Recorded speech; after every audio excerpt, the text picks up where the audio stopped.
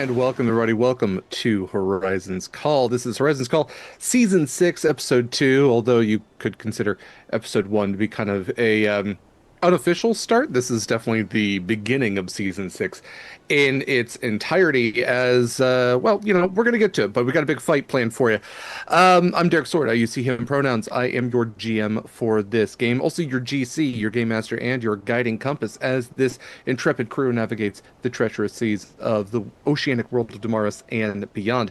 I am so thankful to be joined by these people once again. I do want to say a few things at the top. First of all, this is a Sword and Key game. You can find all of our links, presumably right now, at beacons.ai/Sword and Key, although I'm double checking at the moment because earlier Beacons was down, which I'm gonna say it right Oh, now, not particularly helpful. So yeah, still looks like the site can't be reached. That's super fun to put our eggs in that basket. So yeah, we might be moving to a link tree in the near future. I don't know. Haven't been able to find out what's going on there. So while I would typically just say, you can find all the links there, I'm going to list them a little bit better here. Instagram, BlueSky. Those are our socials. We have links to our Discord that are a little less available thanks to Beacons right now. But if you do want to be part of that community, you're more than welcome.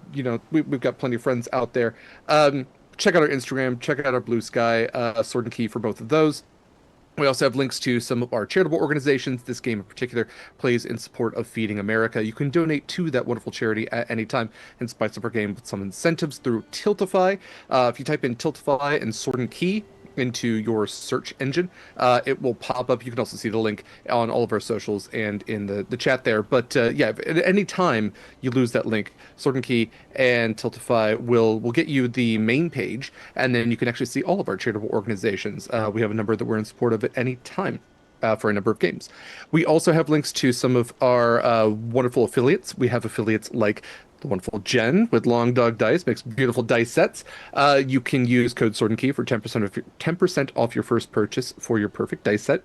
You can also use code Sword and Key over at Eldritch Foundry for custom minis. No matter how weird and wild, normal and mild your TTRPG character might be, you can make a mini of them and get that discount. Or if you're doing 3D printing, use our affiliate link, and that will get you a 3-month subscription for $19.99, little discount for unlimited STL files. Or if you're really going, absolutely full bore into 3D printing, or I guess miniatures in general. I think that's actually for just miniatures that you can have ordered. You can get a lifetime subscription for $499. Don't worry, it's not 500. And again, use our affiliate link if you're interested in that. We're also affiliates with Hit Point Press. We have an affiliate link for them, and not really an affiliate, but I'm going to borrow a friend's affiliateship here. Friday Afternoon Tea. Friday is absolutely an incredible, incredible person and tea crafts person.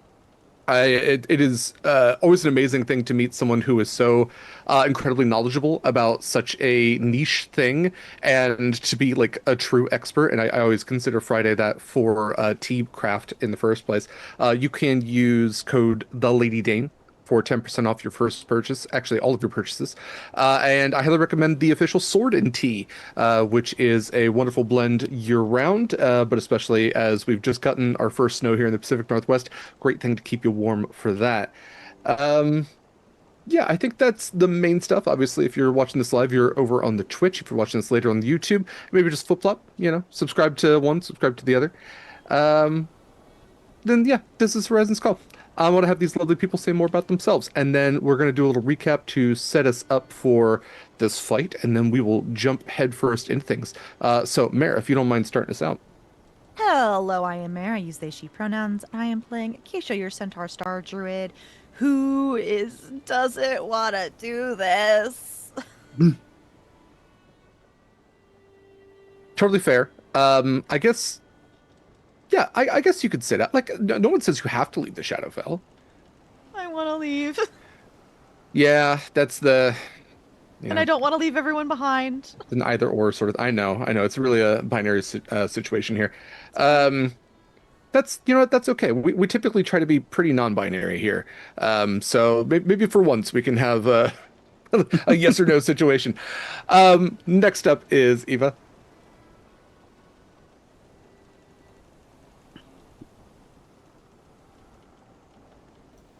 okay, there we go. Every time I say I'm going to swap it, and I don't. So we're out of order.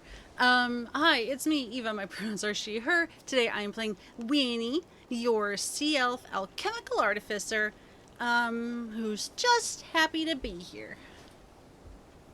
Well, that's nice. That's nice. Yeah, And are you she's alone today, or do you have happy a to be friend with with her you? friends. No, she's got this lovely little wiener dog friend, on her D2 Oh, from Long Dog Dice. Look at that. I was asking about your boy. Oh, little Jeffrey, as far as I know, is not hiding in a crate somewhere. He is my little were shark homunculus companion. Um, and yeah, All right. do you want to show folk what he looks like? You have him on top of a candle right now, so he's oh, there he goes. Horrifying. Um, You can say it. yeah, no, he's a little floppy right now, but I could. Sorry, he's a little deflated. What version did we say we're on for little Jeffrey? Like 12 at this point? I think so, because he does get upgrades even when he doesn't fall apart or get smote by a Medusa. So, yeah, What? XII. Hmm. yeah. His birthdays are Please are don't upgrades. put X's on his eyes. That'll make me very sad. I'm actually wondering if I already did that on the overlay for the bit, but I don't think I did. I think you did that for SummerSlam. Yes, you're Ne right. Yeah. Next up we have Michael. Hey, fam. I'm Mikyl, he, him pronouns. I am playing Proximus, your classless Triton, he, him pronouns. And we'll see where this goes. Should be We fun. will. Yeah. Classless yet classy to the bitter end. Special thank you to Michael for the incredible artwork that you see on screen as well as in all of our promotional materials. Next up we have Kayla. Hi, hello. My name is Kaila. I use she, her pronouns. I play her Siren Storm Sorcerer Scarlett Shores, who also uses she, her pronouns, and is totally fine. Things are fine. Things are great. Could be fine. You know, I thought you all were sailing in the ocean, but you seem to be sailing in denial. It's a river in Egypt. Okay. Special thank you to Kayla and also Mara and also Eva, who so frequently do production work around here. Special thank you to Eva for doing the production work for this particular stream.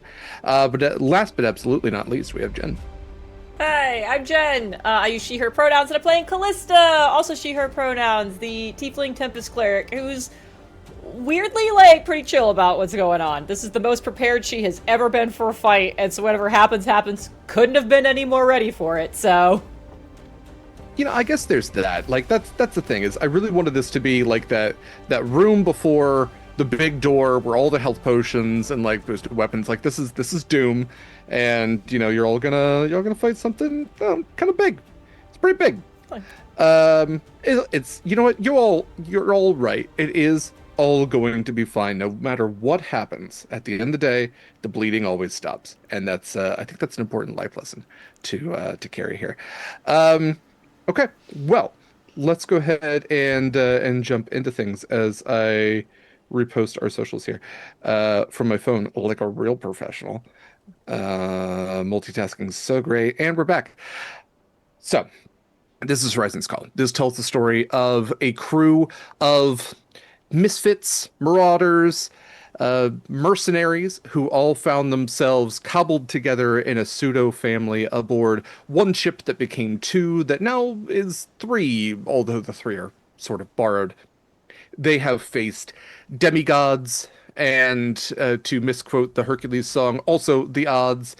They have faced off against empires. They have sailed their ships to far corners that have been reached by few and to planes reached by even fewer. And in one of those planes, they find themselves now as they have haphazardly fallen after a fight on a literal ghost ship into the Shadowfell, rescued by former friends, current friends once again, who they thought they would never see, friends past in the Shadowfells. The Shadowfell, at least in this setting, is a psychopompic world, a middle place where spirits of the dead reside just as much as beings that are still living can reside.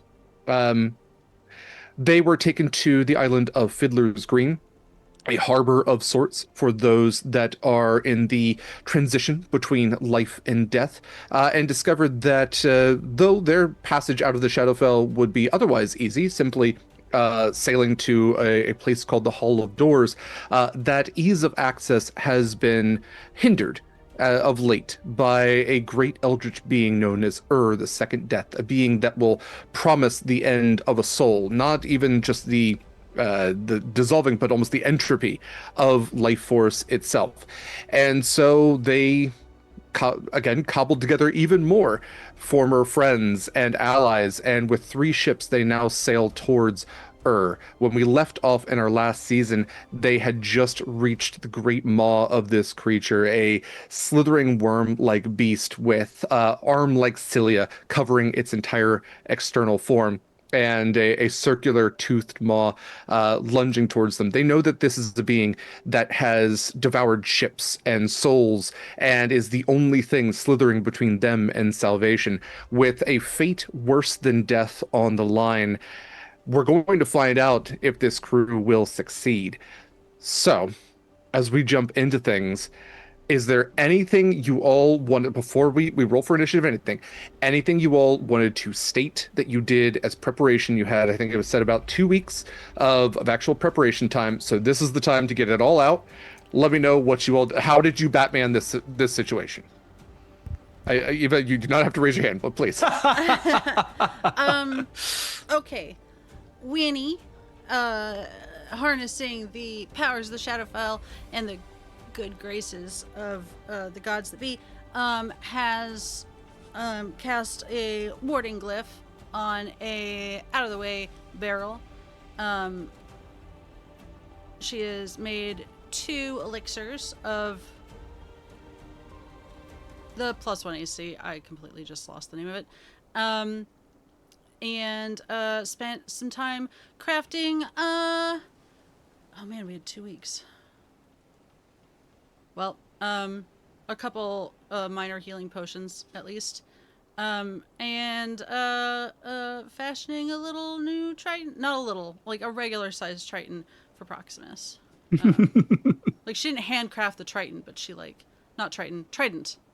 Man, I always mix those up. we're good. It's fine. I like the idea that Winnie got confused and forgot that Proximus was no longer small and made a small one and was like, oh shit. Walks out of her temporary workshop and goes, gosh darn it. Yeah.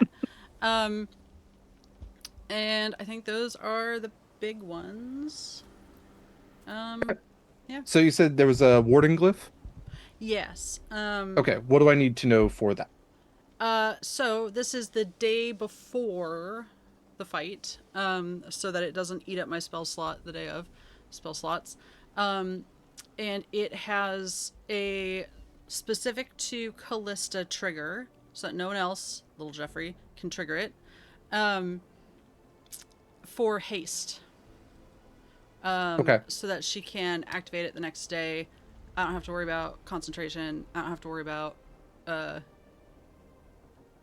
any Okay, of that. can you do me a favor? And we have our battle map. We have 3 ships here. Can you Ooh. indicate, maybe just draw a little with the paint tool on roll 20 there, where that barrel is, please? If you can tell me which ship is Callisto's. I'm sure you Yes. did. But I did not. So Okay. great question. So we have the 3 ships here. Let me pull up I'm gonna notes. make it a So darkish blue, Jen.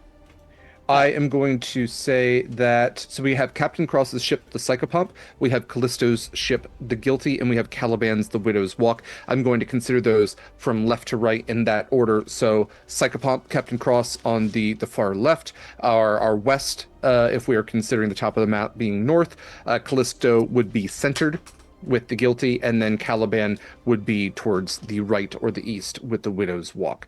And I do know that last I heard, Scarlett and Marcus were aboard the Psychopomp with Cross. Proximus, Kallista, Winnie, Torin, and Amara were all aboard the Guilty with Callisto, and then Acacia was with Caliban aboard the Widow's Walk. If that is changing, also please let me know. Where, Callisto, would you like this barrel to be? I would probably have done the barrels up closer to the front of the ship because Kallista will be doing know, something very similar. I trust you.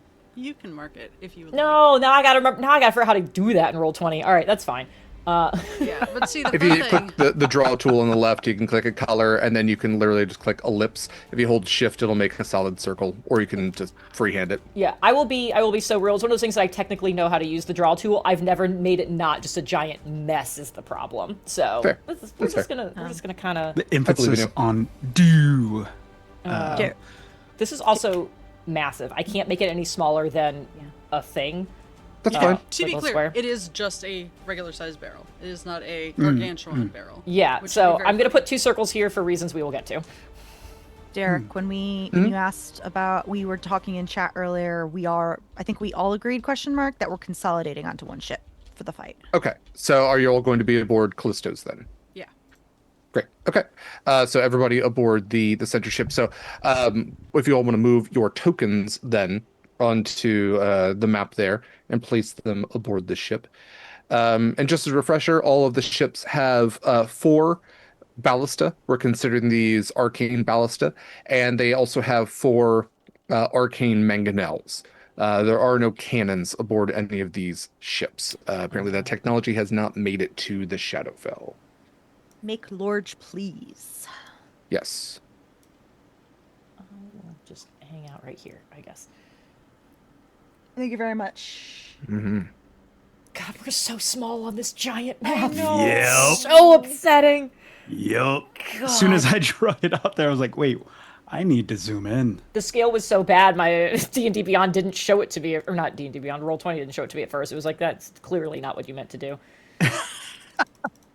This is so Psych. does anybody else want to talk about what prep? And then we also, like, as a group, all did arcane core stuff to all the ships, too. I want to make sure that gets... Yes, you did declared. boost the ships, their AC, and I believe their damage output, if I remember right. Yes, and I think we had a couple left over. Yes. I don't know how many, but we I did. have it here somewhere. So Proximus, within those 2 weeks, picked up the trident from Winnie, so that he has a primary weapon, but then does go to Kallista Okay. for a possible nether weapon. But this is after Tooth or Truth. So I was wondering if I could use a weapon that you are not going to use. If you have an extra one, I think you do. I do. I know there was a decent amount of drinking going on. You remember the conversation about what it does, right? Yes, and I'm very interested in how that works. But I don't think that it will come into play here. So, Which is the only reason I'm going to allow this, but as soon as we're done, you give this back. oh yes.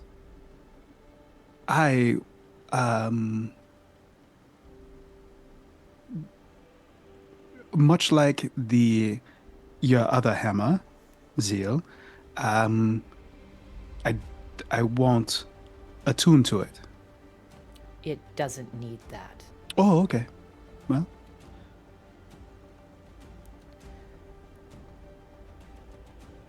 or another weapon. It is, if you have a javelin or something. I mean, I do have a little dagger that I just kind of have for giggles, but I don't think a Could you dagger's imagine really me being useful. on the deck with No, not that. She will pull out the Hellfire Hammer. And she's gonna hold it out to him. But even when he goes to grab it, she does not let go. This comes right back to me. Yes. Are you sure you want me to use this?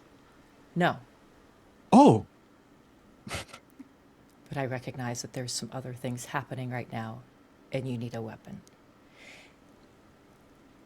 she will let it go. And then it's just like, it is not that I don't trust you. It's just it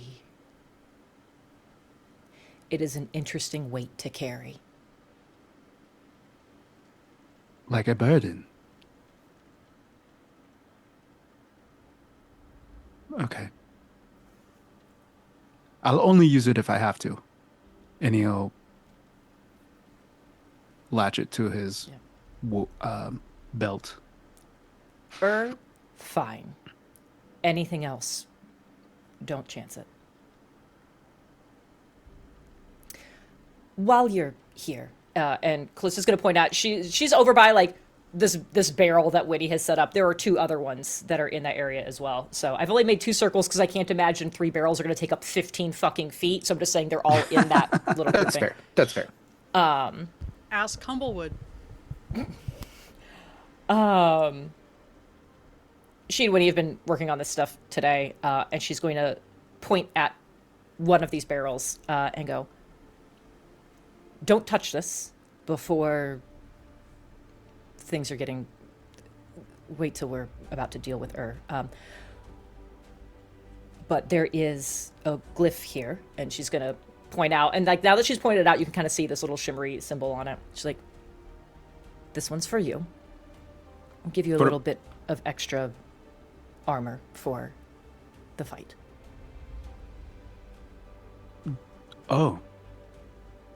But don't touch it. Not yet. No. Okay. It'll only last about 10 minutes, so.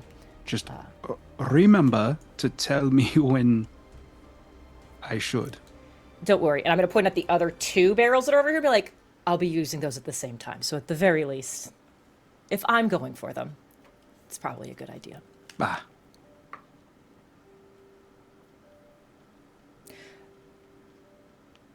Oh.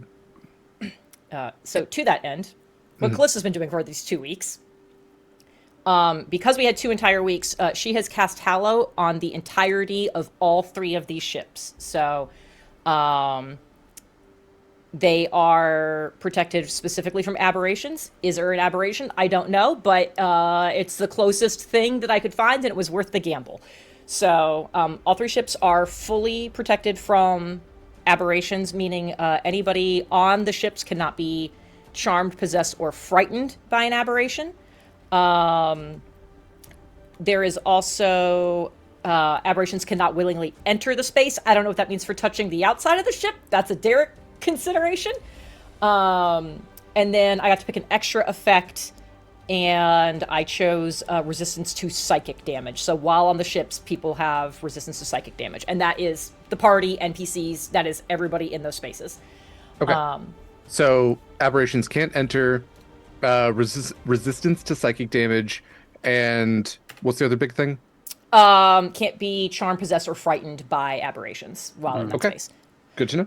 I can also pull the spell and send you a link so you've got that reference if you would like it. I would really appreciate that. Yeah, I'm doing it right now.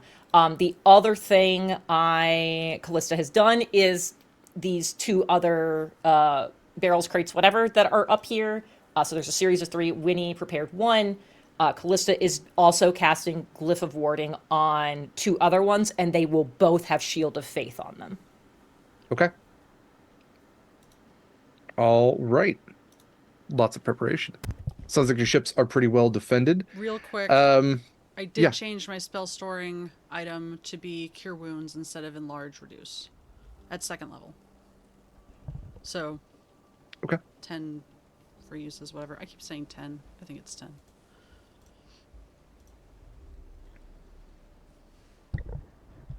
Okie doke.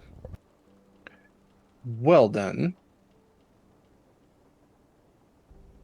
Sounds like we've got some good preparations made. Without any further ado, let's do this. Let's go ahead and roll for initiative. All of your ships have sailed up to where it marks on the map. And again, maps are weird in the Shadowfell. There is no north, south, east, or west. There's barely an up and down. There is the ocean and whatever lies beyond it, with at least one island that you've seen interspersed. No other ships did you pass along your travels to this place, and you know that the ocean itself is full of undead a corpse soup, I think is how we've described it in the past. No. It's pretty awful.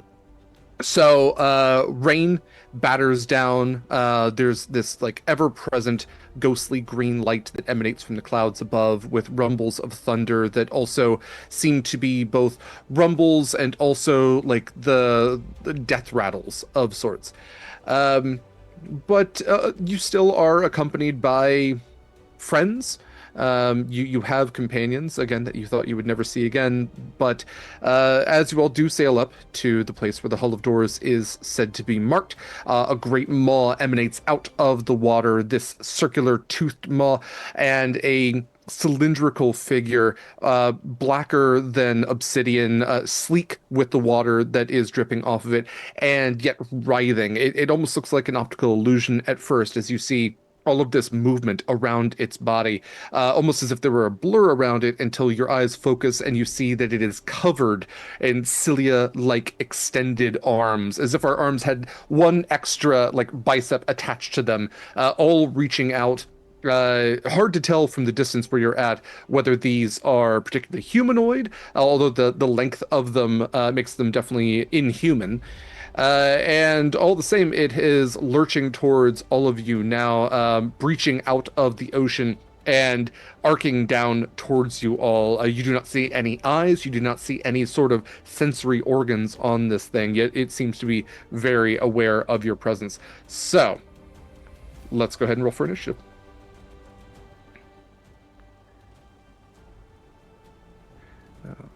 Right. There a little bit of battle music. Okay. Okay, so we have Proximus with a 20, Acacia has a 21. And then, okay, Proximus would be next.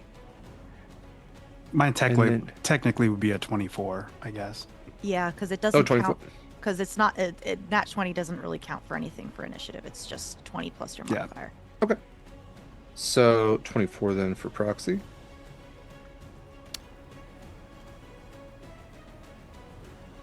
All right, and then we've got Winnie with the 16. Scarlett, would you like to go a little bit earlier? What one earlier? No, I'd say We don't know what the other. We don't know what else is happening here, but Kallista is a 14, and then Scarlett is an 11. And then just got a 10. So Ur's going to go last in the turn order, at least for the moment. Okay. What do you mean for the moment? I wouldn't worry about it. Okay, so Proximus, you're up first. For the sake of this fight, we're going to presume that Callisto, Cross, and Caliban are all going to be sailing their ships to the best of their efficacy to keep their ships intact. So if it is being attacked, you can absolutely use free action to yell out, like, turn this way, turn that way. I'm going to have them go essentially at the top of the order, their turn having just ended with them still, having the momentum carrying themselves forward. But for the sake of this, to not like complicate or overextend our fight, yes, I'll have control of that, and they will also be firing their weapons. You are also welcome to utilize any of those weapons, but I have calculated that into the overall hit points of as well. So with that said, Proximus, what would you like to do? Okay, so I don't know how you want to play this out, but he is going to go to the frontmost portion of the ship. You see him do some hand signs, and then he's going to point directly out and cast lightning bolt, and nothing happens. Okay. Panic sets in, and he'll grab his trident and move back towards what are these weapons? Are these accurate up here? Ballistas. Yeah, The the ballistas? 4 ballistas Those- are at Yeah. the fore of the ship, and then aft would be the mangonels. So he's gonna ready the Okay. ballista. Okay. Yeah, you definitely see panic in his eyes. Like, I think that he's not the only one panicking at the fact that he just tried to cast a spell and it didn't happen. Um, okay. Interesting. Let's okay. So you attempted a spell and it failed. So I'm going to say that that is your turn. You're preparing yourself to fire one of the ballista. One of the literal skeleton crew assists you, so you won't have to worry about reloading. If you are manning the ballista, that will be just something you can fire, and then the crew will help you reload with that. So let's go to next in the order with Acacia. So, okay. So the question is, this is the only thing we can actually see right now. How high is it out of the water? So it's arcing just about, I'd say maybe like 80 feet out of the water, with an arc with the mouth kind of looming down at you. And in general, what can we see under the water? How big is this thing actually? So water is pretty black. There's no Okay. real light emanating down, but you can do I'll give you a free perception check, or yeah, let's say perception for this one. Yeah. Thank you, Shield, for giving me advantage on that. Did not do great. A 7 + 9. 7 + 9, so that's 16. You can see like as like a little bit of green lightning ripples through the clouds above, and that thunderous death rattle crackles once again. You can swear that it's just like the sea illuminates just for a moment, and you, at first you see all those swirling limbs beneath, and it's hard to tell where those limbs end and the limbs of this creature begin, but you almost see it just snaking into the abyss in some sort of almost nonsensical, like it's impossible sort of size to this thing. Cool. I love that. Not really. All right. You said that there is a storm. So what I'm going to do is Yes. I'm going to move up a little bit because holy shit, spell ranges, and that thing is really far. So Acacia moves up here a little bit. Assume I'm a little off more to the right. Not exactly at the front. I'm going to activate one of my wild shapes and turn into my starry form, and now I actually look a little bit like translucent, like I'm a little harder to hit. I am going to use, which one am I going to use? I'm going to do the one that allows me to give me stuff on my concentration checks, and then I'm going to cast lightning bolts. Okay. Call lightning. Sorry, call lightning, not lightning bolt. Yeah.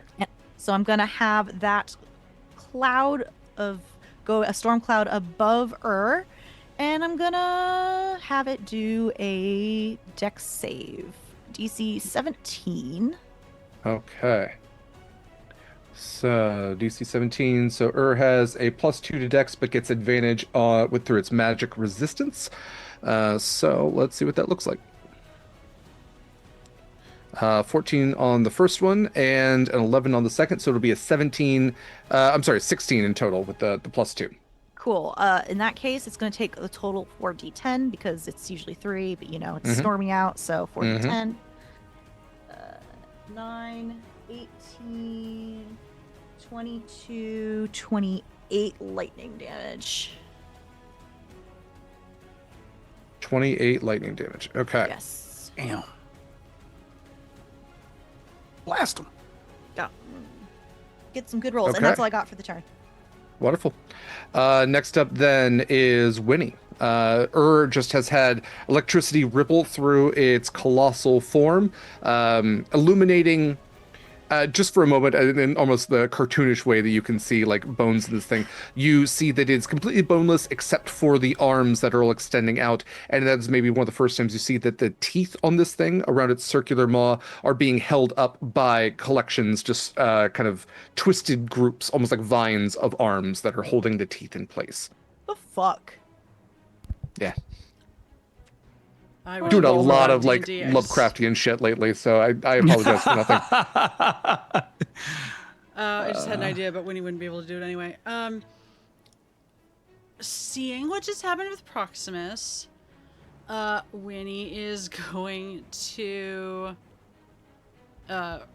reach out. I guess she's gonna just move up next to Kallista and reach out, touch her shoulder, just in case.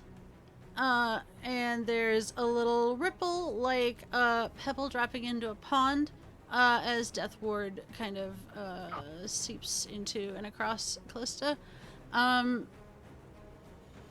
We didn't decide if. Oh no, we said panic attacks for saving throw. I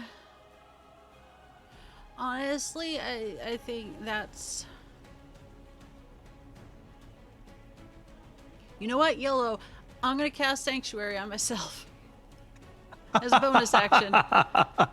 Okay. So I forget it's a bonus action, and it's not a bad one.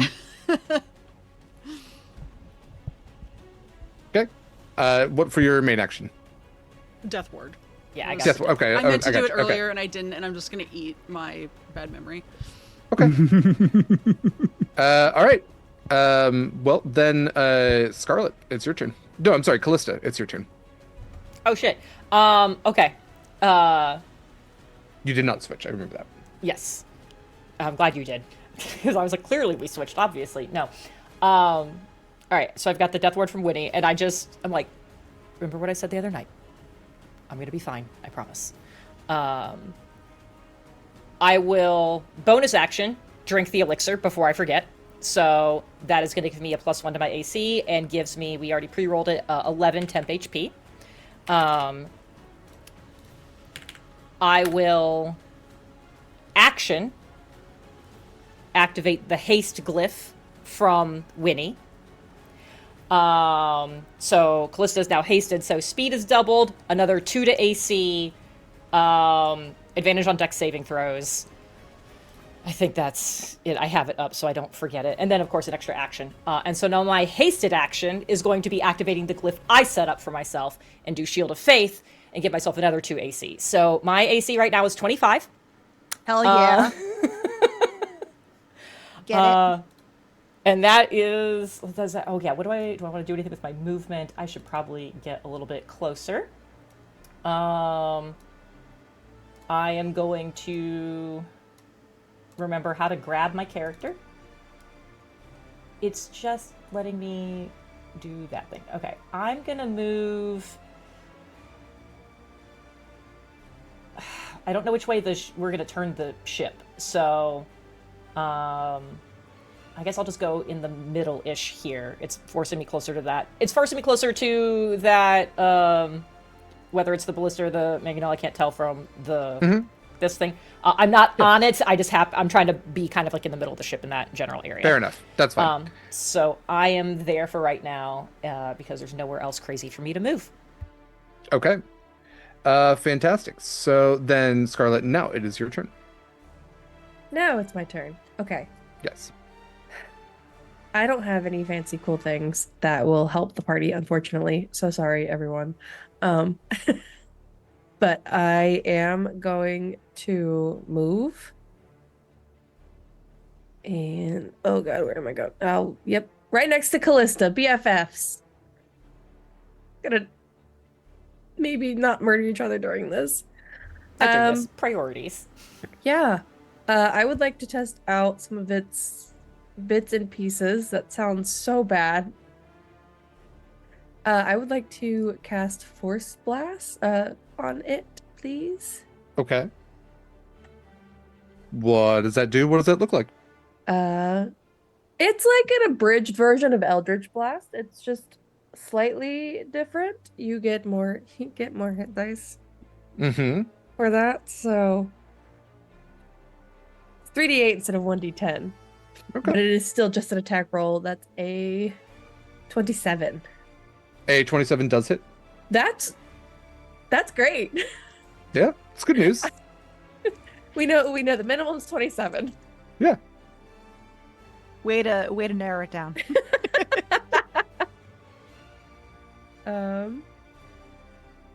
Math is so hard. I'm so sorry. That's 16 points of force damage.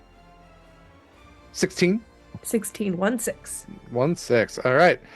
16 points of force damage coming out then. Great. Yeah, it seems to have the efficacy you were looking for. It seems to hit, and yeah, sounds like you got the range on it too. So it lands solidly, although not intent. My intent is not to dishearten, but I have to imagine that standing on the deck of this ship and firing this bolt and just watching it get so small until it just like hits the side of this thing, like almost imperceptible from the. I mean, how far away are you here? About 120 feet. Yeah, I mean, it's not a huge distance, but Big it's enough. just it's so far. Yeah. It looks big enough that we feel like we're closer until that happens, and then we're like, we're like, oh. Shit. Okay. Well, if that is your turn, it's Ur's turn now. I Okay. do have the quick question of, Please. where's my husband? He can be wherever you would like him to be. He is I part would of the. I would assume he would Schrodinger's be with husband. the core group. Okay. Then yes, he is If we were going keeping all of us to on one ship. stand strong, and he will be there to emotionally support Oh and help god, with no, the that poor ballista. kid can't do shit. He can He's- basically man ballistas. He's fine. He's He's standing up not on the sails like a great. true swashbuckler. Okay. Well, for Ur's turn, is going to see if we can end this pretty quick here. So we're going to use a beam of negative emotion. So this is going to be a Stop, Derek. I already have depression. I say, Derek. Look at Yeah. your We're all unaffected. Maybe it works in reverse. We are not resistant to this, guys. He's like, oh, oh, my SSRI too sad. Like, give me resistance. Or made them so sad immunity. already. Okay. I was So this forged. is a 240-foot line that is 20 feet wide. So I will need a dexterity saving throw from everyone. This is DC 26 dexterity save. So normally Excuse me? everyone within 5 feet or 10 feet of me would feel Not a warm feeling Normally.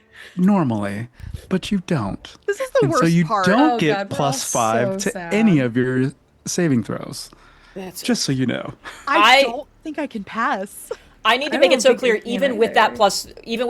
plus, if it was active, I still could not physically pass this. So, What was it again? Same. 26. DC 26. Oh. Yeah, same. That's a 16. I'm not proficient in dex saves anymore. Anymore, so- yeah. I, Yeah, me either. Wow. All right, that hurt my feelings. I'm gonna reroll. If literally. I had it out Yeah. 20. casts negative emotions on Oh, all of bless us. you. Derek casts hurt feelings on the players. On the players. Nope, I failed. I would like to cast Sertraline as my reaction, please. I don't know. I'm casting Ben Lafaxine over here. Any successes? Everybody failed? Wait, Okay. Yeah. So shout out to Kallista for seeing a little bit of this. Half of this damage is going to be psychic. So whereas you were going to take 10d6 psychic as well as 10d6 force, you're going to take half that psychic damage. So the psychic damage is going to be 16, that is already halved, and then the force damage is going to be 33. So we are talking about 49 points of damage between force and psychic there. And 33 force? 33 force. Oh, I love that. Real I fucking quick. hate it. Super quick question. For dex saving throw, does it matter if you're flying? No. Okay. Well, because sometimes it's because you're like standing somewhere. Yeah, I still think it's it's your reactivity to getting out of the way of something. Okay. Fuck. Sorry, I forgot to roll for little Jeffrey, so Time to check my concentration. I'm gonna do that real quick. I don't know why I lost my die. Is going to use the rest of its turn to move its 100 feet. And then I think you all are, yeah, you're within range there. It is going to try to use its breach attack on you.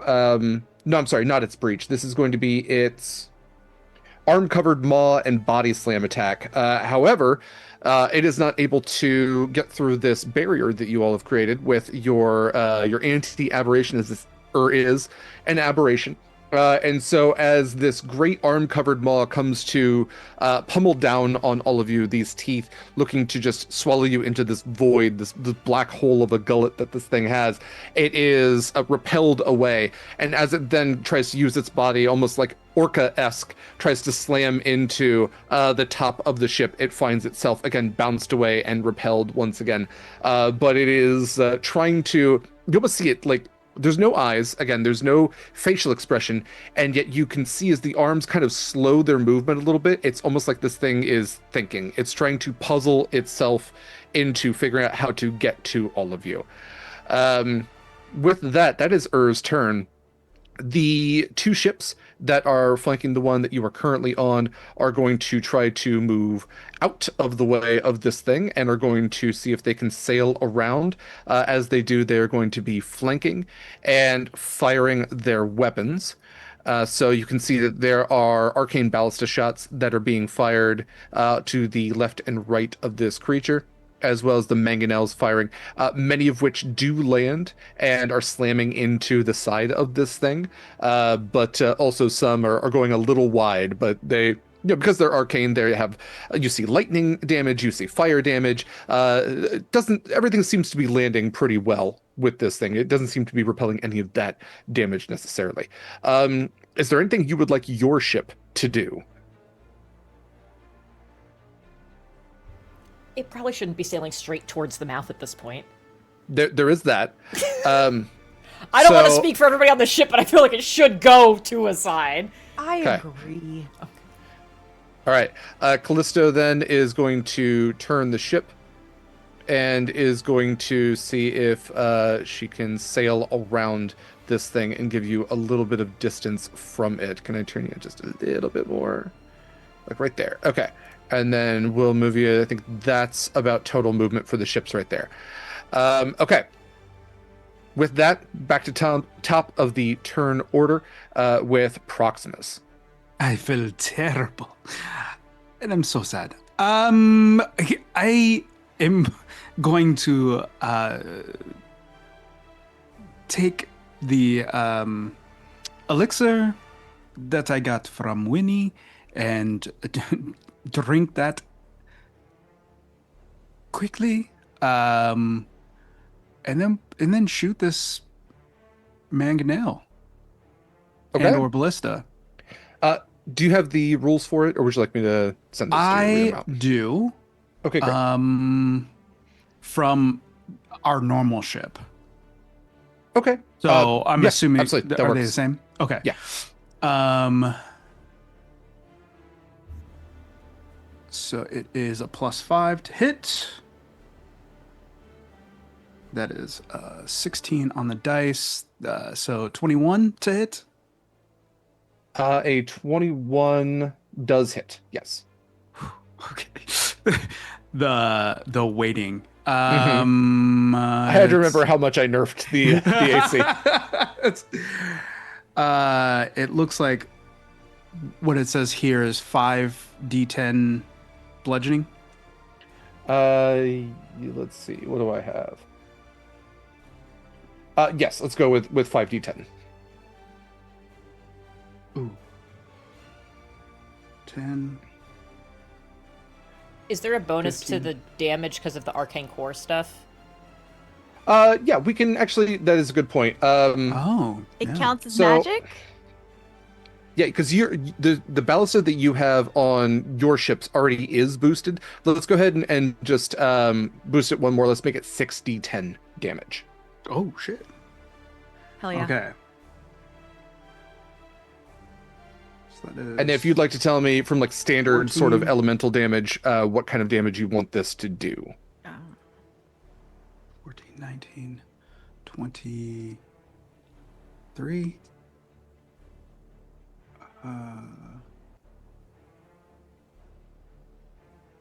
That's 31, 36 points of What kind of elemental damage do we want? Yeah, so you can do like lightning, fire. You could do poison, acid. Um, Did ask Derek during downtime, but we can Mhm. assume that since it's in the Shadowfell, it probably will not either be resistant or immune to cold, poison, and necrotic. So maybe don't do Yes. some of those. that was I was just conveyed to gonna you by do lightning. Yeah. Captain Cross. Yeah, lightning works. Cool, cool, cool. Lightning has shown to be effective per Acacia spell already. Okay. Well, with that 36 points of damage, then one of the skeletons works to knock another ballista bolt and reload as you find yourself staring down the maw of this thing, turning the ballista to fire at it into its side. You almost see that one of the arms tries to catch the bolt, and as it lands in it, several of the arms are working to pull the bolt out of it. Okay. Oh, being an Anything else? EMT, do not pull it out till you That's get to what the they say. hospital. Yeah. Let her do it. Let her do it. Yeah, Fuck let it. her do it. If Kallista looks at the ring that Proximus gave her, it dissipates. The one that's on me, it like disintegrates. Yeah, it dissipates Uh-oh. into dust. Emotional damage. Cool. Okay. And then that's my turn. Yep. Okay. No movement. Knocking another. No movement and knock. All right, Acacia, it is your turn. I'm going to keep it simple. I was able to keep concentration barely on my lightning bolt, so I'm going to do that again. It's going to do DC 17 Dex save. Okay. Let's see. There we go. All right, with advantage, it still didn't make it. It's only a 13. Oh, I can't do math. Hold on. So that is 8 plus 5 plus 1 plus 4. That is 18 points of lightning damage. And then with my bonus action, I am going to chug my single potion of superior healing. Okay. Wonderful. Anything else for your turn? That's it. Great. Kallista. Yikes. On a scale of 1 to 10, how stupid should I be? Is really YOLO. where we're at. Don't Not don't true. tempt me. Not true in D&D. But In this fight, in this particular situation, maybe. Okay, everybody. I did not click on that D&D Beyond. What are you doing? Oh, that's weird. Okay, so everybody, we've all taken one hit, but don't look great about it. Is my understanding. Oh. Okay. I'm not gonna do that right now. Sure, let's be Acacia stupid. looks better. Okay. Put in the Zoom chat how much better so we can keep the HP bar up to date. Yeah, no problem. So you've got Call Lightning up, so I'm not gonna interfere with that. We still can't see any other part of her. I assume that there's gonna be awfulness elsewhere in the water, but right now all we can really see right now is this maw in the middle. Yeah, I mean, it has like again a cylindrical like body that is holding it up. This is kind of a top-down view of it. So you still have about 60 to 80 feet of that is like arced out of the ocean. And when it was swimming towards you, it did kind of dive in and was like pushing the water through and around as it was like barreling towards you, and then lunged up and tried to kind of swoop down on you, but was unable to do so. Let's start just kind of testing the waters, as it were. I'm gonna cast a guiding bolt at him. Okay. So that is 14 plus something. That is a 24 to hit. A 24 does hit. So that is going to do 4d6 damage. So that is not great. That's fucking 9 points of radiant damage. Okay. But the next attack roll against it does have advantage.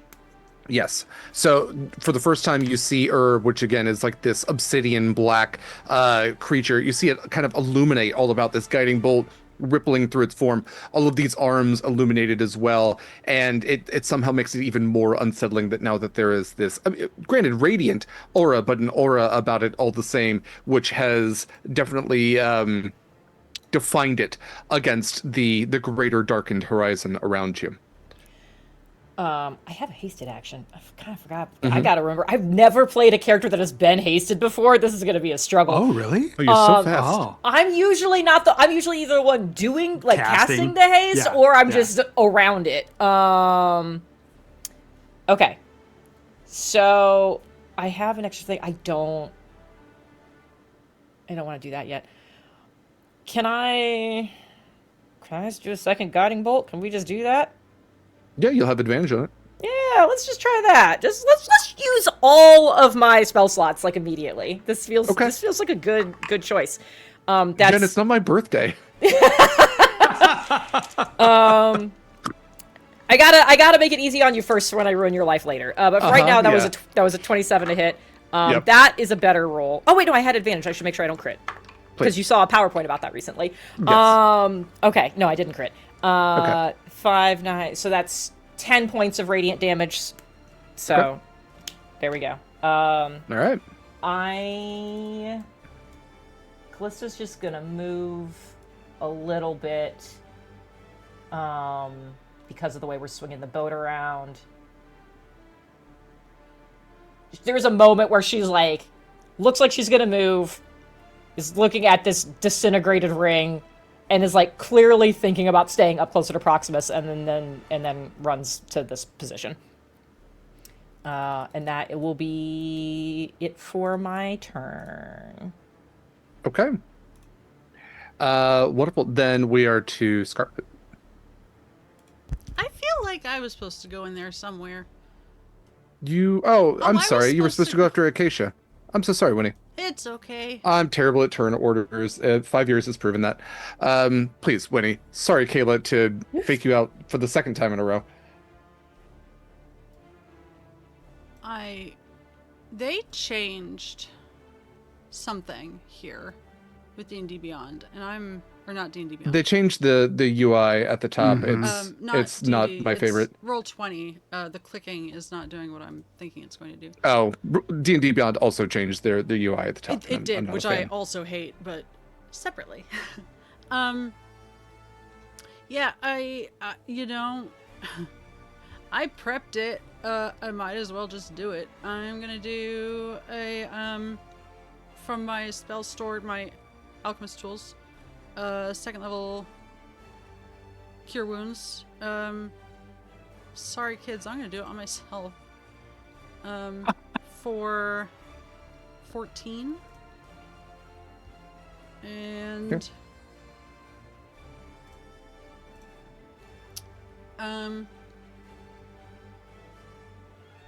That's it. I can't do anything with the weapons as a bonus action, correct? Like help? No. Yeah. No, you do have Jeffrey if you wanted him to do any ranged attacks. I love that you think that's not his 1d4. He At has 30 advantage. Actually, yeah, don't do it. Don't waste the guiding bolt 30 advantage. feet. So he can carry 60 pounds. Can he help like load something?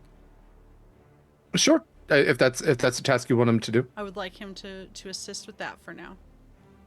Great. Yeah, he can fly over to one of the ballistas and one of the skeletons just because. Fine, you got it. Okay. I'm not going to ask if he can Let's fire see. the ballista. That feels too much. He's already taken 3 lives. He will assist. He will assist. One for every birthday. Okay, Scarlett, it is your turn.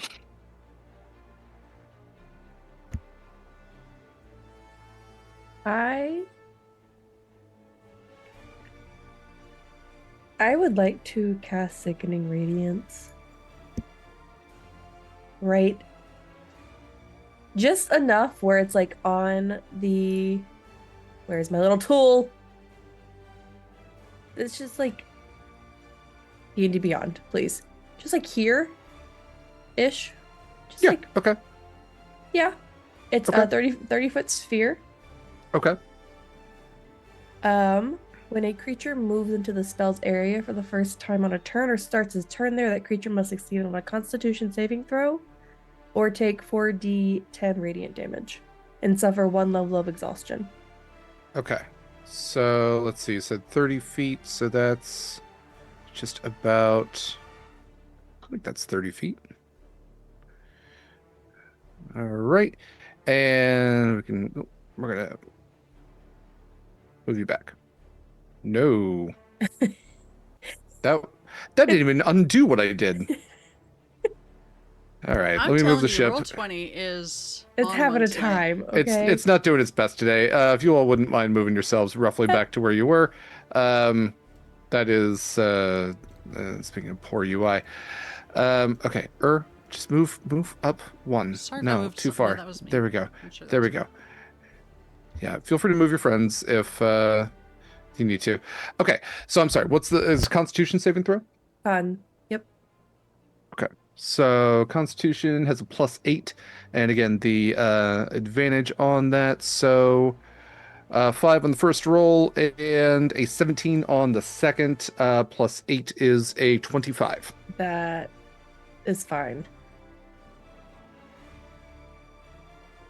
Okay. Anything for succeeding? No. But it is Okay. concentration, so this as long as you keep it up, you'll Mhm. be able to make him do it Yes. again. Okay. Kind of looks like a dentist is like pinpointing where the gingivitis is. Okay. Winnie's a dentist, not Scarlett. Winnie is our dentist. Winnie absolutely could. Maybe this is how you solve Ur's problem. Is maybe he's just got a sore tooth.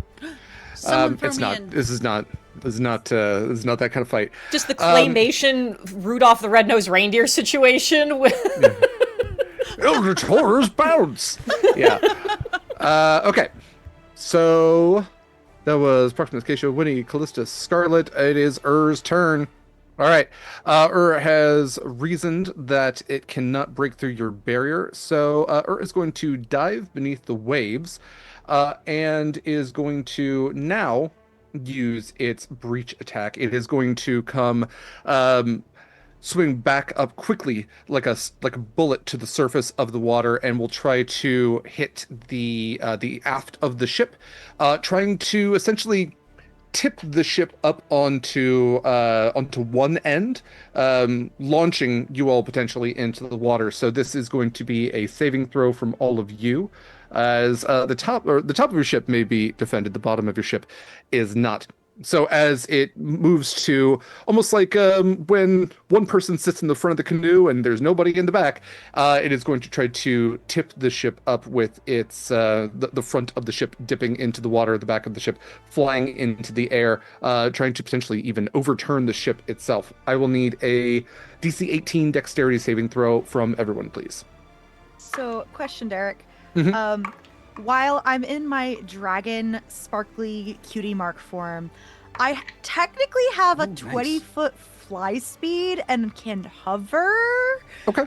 So can I just hover? Yeah, I'll give you advantage on the saving throw. You I won't don't like necessarily go have deep. yeah, you won't have the negative effects, but even if you're hovering, you need to worry about the ship coming up and hitting you with that. Okay, that is absolutely fair. So you said advantage. Yes. Okay. I used 2 of my rerolls. Now Uh-huh. seemed like a good time. I'll to update not that. I also fail. used one of mine. I used my PowerPoint advantage that everyone who wasn't there. So I did use that and one of my rerolls, and it still didn't matter, and I just gave up. Okay. I got a 24. Oh, Okay. Kallista gets +5 because when he will use Flash of Genius. It's Ooh. so not gonna help. It's Okay. so not gonna help. Okay. The thought is lovely, What was but the highest roll you rolled? the highest on the die was a 6. I got Ooh. I got a 5, a 2, a 4, and then a 6. Oh my god. Because I have advantage because of the haste. Like, I got to roll 4 Oh. times and Damn. never got higher than a 6. So, I'm so sorry. Okay. and I have a +0. So. You who succeeded, you remain on the ship. You are able to hold on tight enough or hover far enough above that when the ship comes crashing back down and swims out of the way of it, I will move him on the map here in just a second. You all remain attached firmly to the boards. Maybe I will say you're not prone. I'm not going to say you're prone. You were able to hold on well enough for that.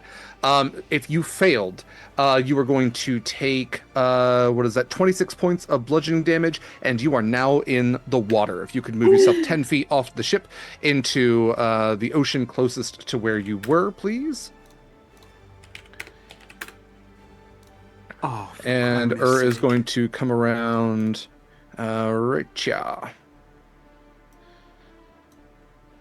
Okay. With that, some of the skeletons are going to start shouting, "Man overboard!" All the same, Callisto needs to get the ship out of the way, and so it is going to continue to propel itself forward. I am going to have Cross and Caliban move their ships first. They're going to see if they can turn to continue firing, and we'll try to move around and round their way to continuing their lines of fire. And then Callisto is going to try to avoid this sickening radiance circle. So let's see here. Let's see if I can move everybody. Almost. Before I forget, I would have put the party members in a mind link. Gotcha. Okay. So we're going to move right there and see if we can turn the ship just slightly.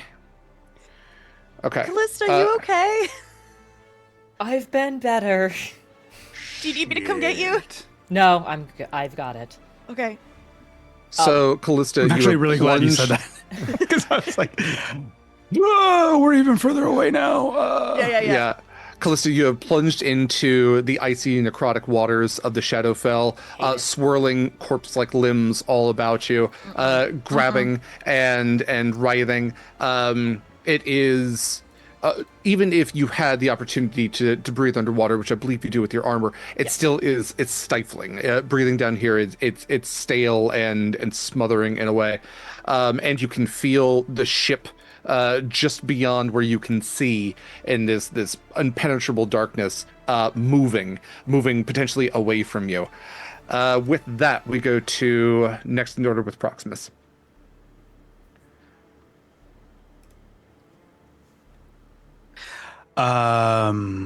Proximus is going to reach towards his chest and lay on hands. And nothing happens. So shoot another mangonel. Shit. You know what? You're doing damage, and that's the important part. Michael, I added one to your counter, and I just want you to know that. I am shooting for 14 Ts. Michael, it happens to all men of a certain age when they lay on hands and nothing happens, and it's just. We already made the performance joke, Derek. We're good. I'm so sorry. Yeah, I had to. And get we're it out. gonna keep I was doing it muted as long earlier. as long as Michael keeps trying this, it's gonna still be relevant. Still nothing. You don't. No, you don't. All right. 19. 24 to hit. 24 hits. Yeah. We're gonna. Also, just to acknowledge chat here real quick, LD is suggesting an Illrigger for the next class for Proximus, which, having played one, pretty amazing class. It's from MCDM. It's like it's a Hell Paladin, essentially. They're really great. A Hell Paladin? Yeah, they have like subclasses to them of just like. Callista will have feelings about that. I feel like have it's the something to closest- look into. It's the closest to Warhammer 40k that I've seen D&D get. With like pretty, like, while still staying pretty standard. So 10. there was some edgelord 20, bullshit of like, oh, like I control 8. blood, but there's one that's like, no, I'm a foot soldier of hell. I'm like, yes, that is 100%. That was 28. 31, 35. 35 points of damage. 35 All right. points of. All We'll right. just keep on doing that lightning damage. Yeah, so we'll determine that not every bolt is going to be different. The ballista that you're on is going to fire lightning bolt damage. Cool. Cool. Next up then is Acacia. So unfortunately, it did move outside the storm that I Okay. created for call lightning, but I am going to keep it up for now in case it like does go back under it. So it is all the way fucking over there, I guess. So I'm going to try and get within 120 feet, which I think I can. So if I move 40 feet that way, I can get within 120 feet. And I think I will cast... Sorry. Let's regret about there.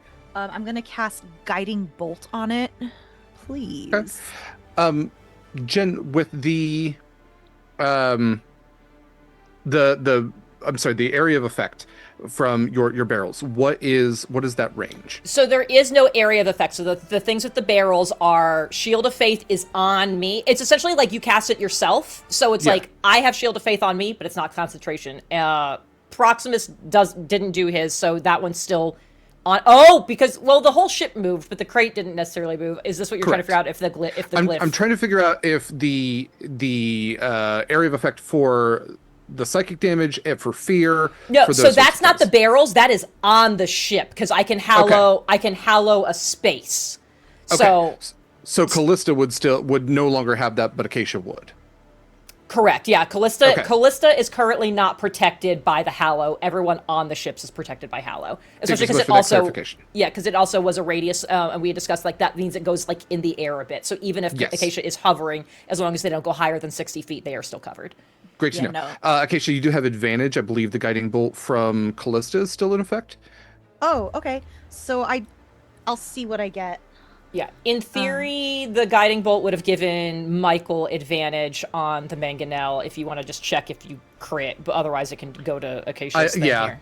Yeah. Yeah, I was going to see if it crit or not. Okay, yeah. Okay. Okay, so I got that one fails. But I Okay. got on my first roll, I got a 21. 21 hits. Okay, cool. So that's going to be 46. Guiding bolt. That's fucking nothing. That's only 6 points of radiant damage. Okay. Guiding bolt I betrayed mean- me too, so. but obviously the advantage. Yeah. Okay. So continuously illuminated then, with advantage on the next attack roll to it. We move on then to Winnie's turn. Yes. Kallista, are you good? Do you want out?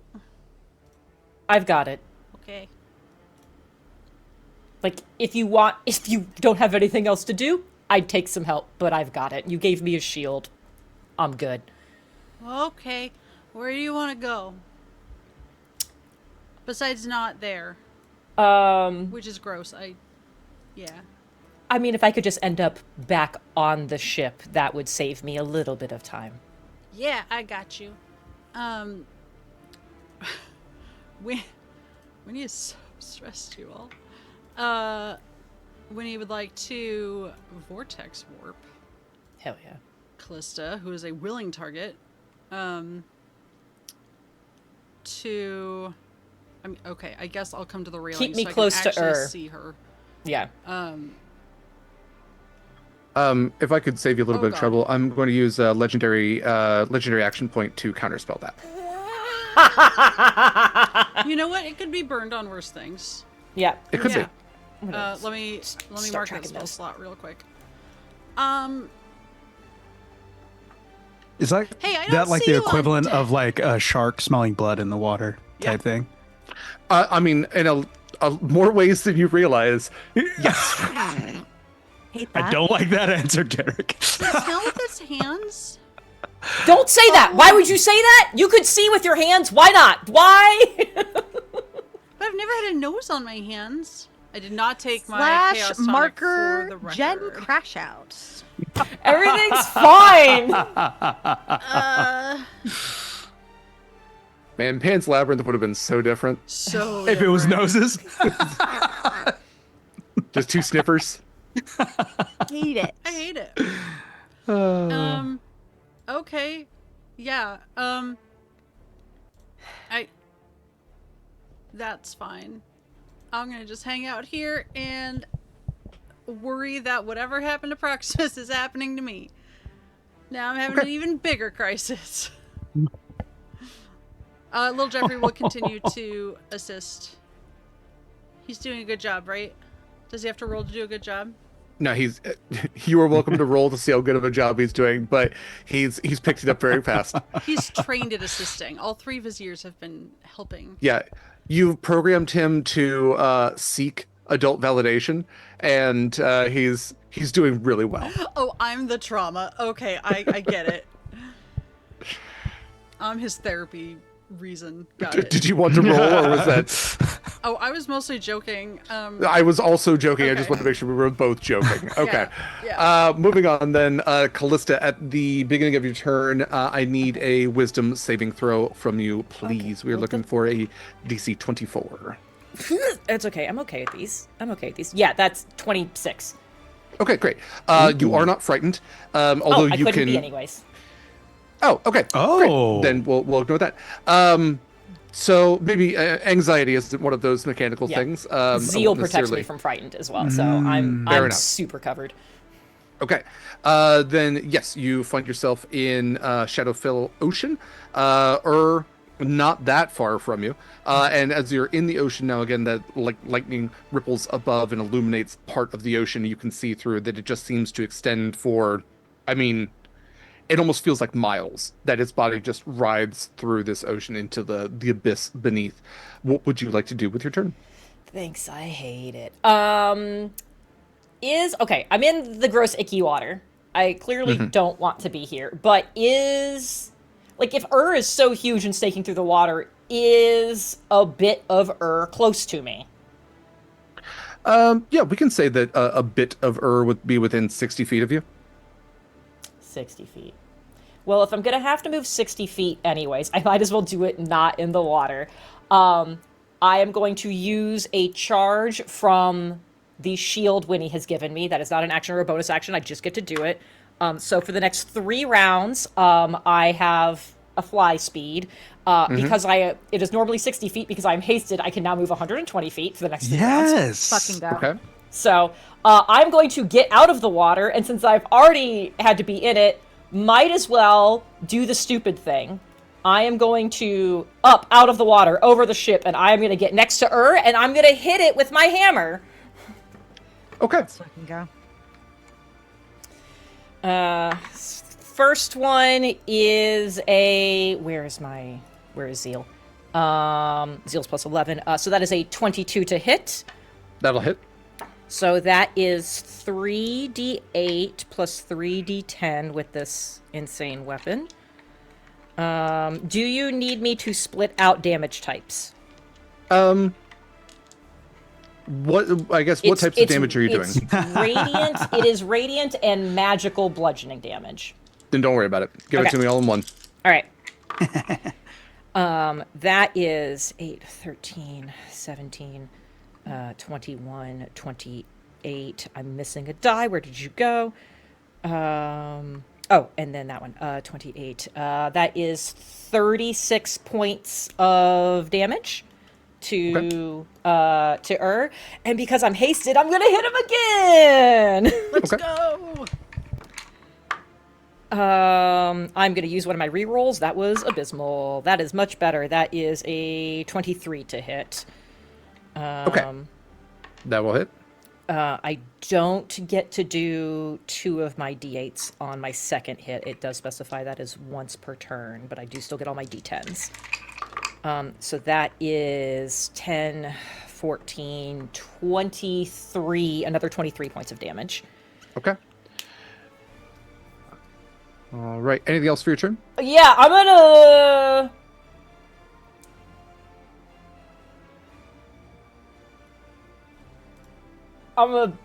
not be right next to him. I'm gonna back the Well, fuck up. okay, that's what I was wondering. That's fine. I need since you hit twice, I need 2 dexterity saving throws from Ooh, you, please. those are not D- good. DC 24. Who? I can't. Okay. What if you So get a crit, you are though? Roll to see It if you get a doesn't. crit. I get a +0. Plus crits automatically. even with your saving throw, succeed. you can, Okay. you can maybe get a 20. Yeah. Oh, I did on one of them. Okay. You Okay. also have, if you want, some of us we have crits. That's true. That's true. I have how many crits do I have? I think I have 3. Okay. We'll try this because I do have advantage on dex saving throws right now. Thank okay. you all for your donations that we've been hoarding. I did roll a nat 20, so if we're saying that crits will apply to saving throws, I rolled a nat 20 on one, I will go Okay. ahead and use one of my crits on number The second 2. one. Just Great. good. Great call. So, as you do note that as you are like swinging your hammer into this thing, the arms are trying to grab you and the hammer, No. and that like you can see that there's almost like a mucus, like glue-like mucus that is pulled off with the hammer. You can see it like sticking to the gauntlets that you wear. They're trying to adhere to you and pull you closer. And so you have fended that off, but you've also reasoned that like if you get close to this thing, it only wants to get closer. Cool. But you fended it off. So yes, the rest of your turn, please. Okay, great. Yeah, I'm gonna move the fuck over here, please, and thank you. I got chills. Ugh. How far away? No, that feels stupid. Now that I know it's trying to grab the hammer, I'm not. It's I'm all not, hands I'm not and goopy, too? I'm not. Ew. I'm not floating Zealot next to this thing. That's a bad idea. What if you accidentally threw it first, though? That would be terrible. Right. Yeah. Right. Yeah, I'm glad I went with that order of events instead of literally anything else. I should have done that. Oh well, it's too late now. That is gonna be it for me. Okay. I'm Scarlett. not great. Okay, no, that's fine. Scarlett.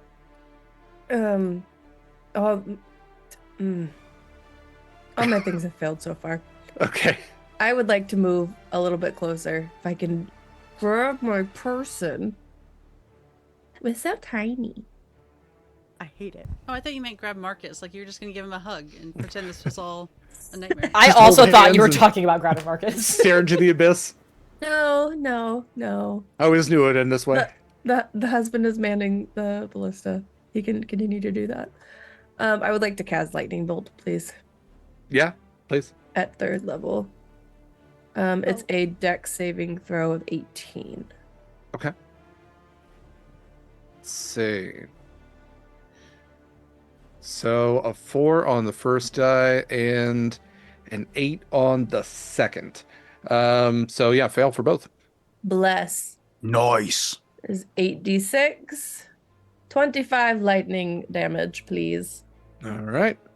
25 lightning. Down the drain. There we go. Anything else for your turn? Just look real disgusted over the hands and the goo. Mm-hmm. That's fair. And speaking of, it's Ur's turn. No. So, with everybody back on the ship, is going to dive into the ocean once again, and is then going to erupt right over here, and is going to take its attacks on, I believe that is Caliban's ship, is what I said. Yes, is going to take its attacks on the Widow's Walk. So is going to do its what is it called? The arm covered maw attack and its body slam attacks on that ship. So even with its boosted AC, it may not hit. Let's find out. Has a, let's see, plus 15 to both attacks. So that's a 20 on the first. That's only an 18, and that's only a 17. So only one of those attacks lands. Actually, Yeah. what please. is the... I'm finally within 60 feet of this thing. What was it, a natural 20 or was it a... It was a dirty 20. It was a 5 plus 15. And then what is the AC of the ship? I would say the AC of the ship is 19, I think is what it would be with boosted. Amazing. So it's within 60 feet of me. So as my reaction, I'm going to use my Cosmic Omen Woe and take a D6 off of that attack. Okay. All right. Yeah. Regardless of what you roll, Oh wait, hold on. Oh, I. Oh, my bad. I thought it was 60 feet. It has to be within 30 feet. Take that back. oh, okay. All Damn good. it. All good. I was wrong anyway. It's the ships have an AC of 20. It still would have hit. So in that case, Mhm. anything you would have rolled would have done it. Okay. So just the arm covered maw. Then it is going to do. Let's see. What is that? 40 points of bludgeoning damage on the ship, and you see boards splintering as it kind of smashes into part of the hull in you. And the ship is still sailing, but has taken some pretty significant damage at this point. Um, that is it for Ur's turn. So as we get back to top of the order, that's a good place for us to take, excuse me, our break. So stick around. Got more of a fight coming to you. Please enjoy our ad reel as we take our break. We'll be back in about 10 to 15 minutes. Your patience is always appreciated during this time as we have to put our horses away here at Sword and Key Farms. Yeah, we'll be back soon. Please donate to Feeding America to spice up our game and give some extra crits and advantages to these players, or maybe just, I don't know, make things a little more difficult. That's up to you. We'll be back. And welcome back, everybody. Welcome back to Horizon's Call. Let's jump back into things. So we are going to fight with the Second Death, a colossal eldritch horror of cilia-like arms covering its body and a great open maw that is nothing but inviting. Before we jump fully back into things, I do want to say that we are playing in support of Feeding America. You can donate at any time to spice per game with some incentives. Help out these players or don't help them. That's ultimately up to you. But as we jump back into the turn order, we are to... I guess the ships didn't take their turn, so let's have them do that. So let's see. Caliban's ship was just attacked. He is going to see if he can sail away then.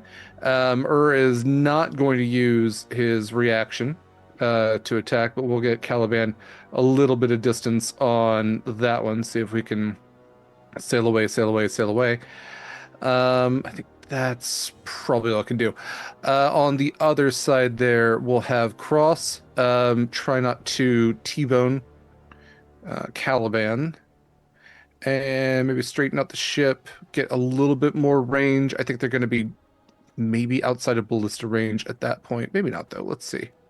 Could Yeah, I outside... yell? Sorry, go ahead. Yeah, please. Go ahead. I was just gonna say, can I yell at our captain, whoever's in control of the ship, maybe to not move if everyone else is okay with it, because range. Yeah, you can yell for Callisto to hold, and she will. They'll continue firing.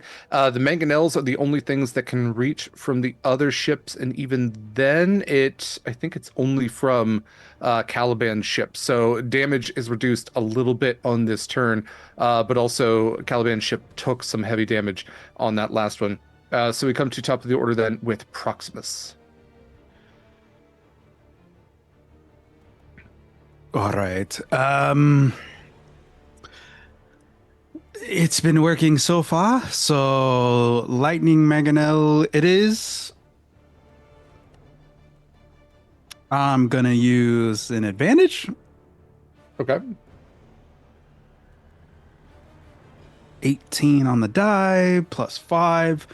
That'll So 60 10.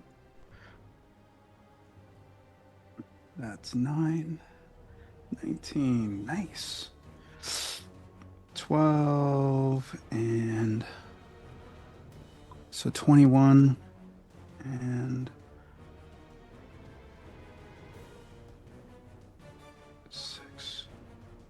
30 even. Damn. Okay.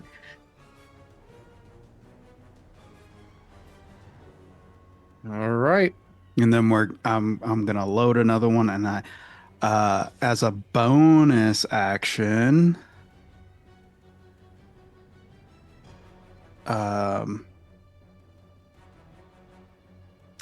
he's gonna go into his wellspring of sorcery points, and nothing happens.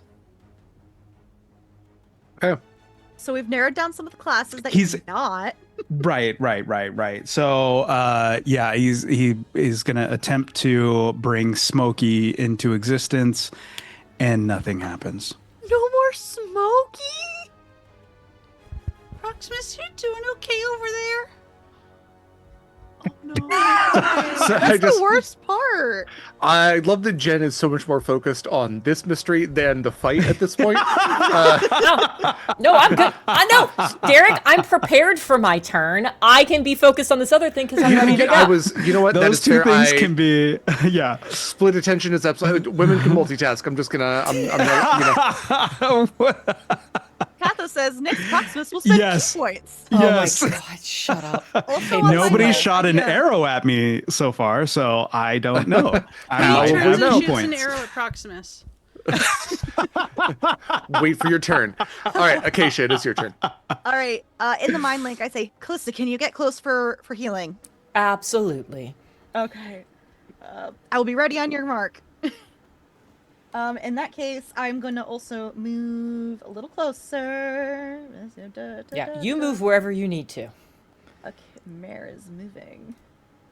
I had it somewhere where it was 30 feet on the list. Okay, there it is. I think it was like right here. So now I am going to drop my call lightning. Okay. And I'm gonna then cast control water directly on for whirlpool. Oh, So nice. in the center must be at least 50 feet. We have plenty of water here. Whirlpool lasts until blah blah blah. Whirlpool is 5 foot wide at the base and up to 50 feet wide at the top and 25 feet tall. So basically, I'm just trying to give it a swirly. Okay.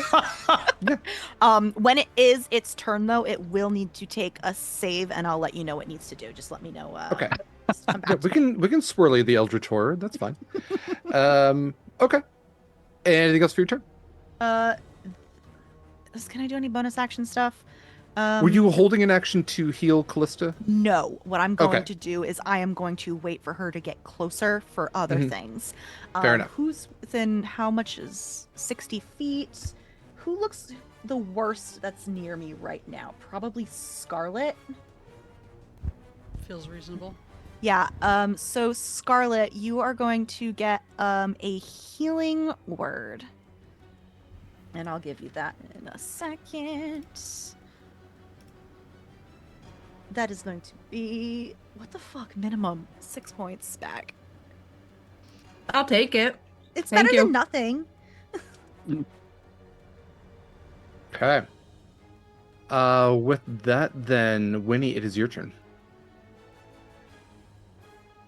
Cool. I love that. Well, Proximus is getting a little weird, so I don't know what to do with that. Sun's getting weird, bud. Always has been.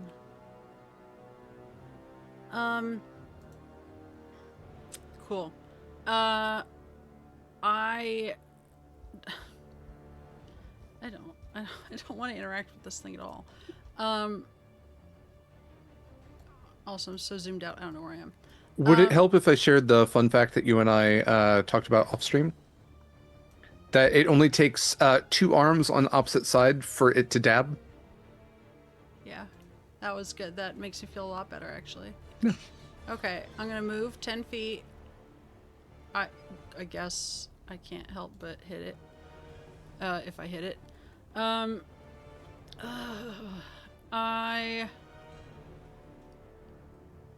You know what? Winnie's a scientist. She's gonna flip down her goggles of detect magic real quick. I just want to see what this thing looks like. And then, because I just moved to the edge of the ship, if I throw up, it's okay, because... Can I clarify that you're not on the edge of the ship, you're on the edge of its mouth? God damn it, roll 20. Okay, I wanted to make sure that that was... Thank you. Okay. No, I was trying to measure the distance, and it's like, oh, you want to Oh, you measure the moved. distance Yeah. and go there. No, I just want to... Thank you for checking. First of all, Winnie can't move that far that fast. Mm-hmm. Winnie's on the edge of its mouth, so if she throws up, it's okay.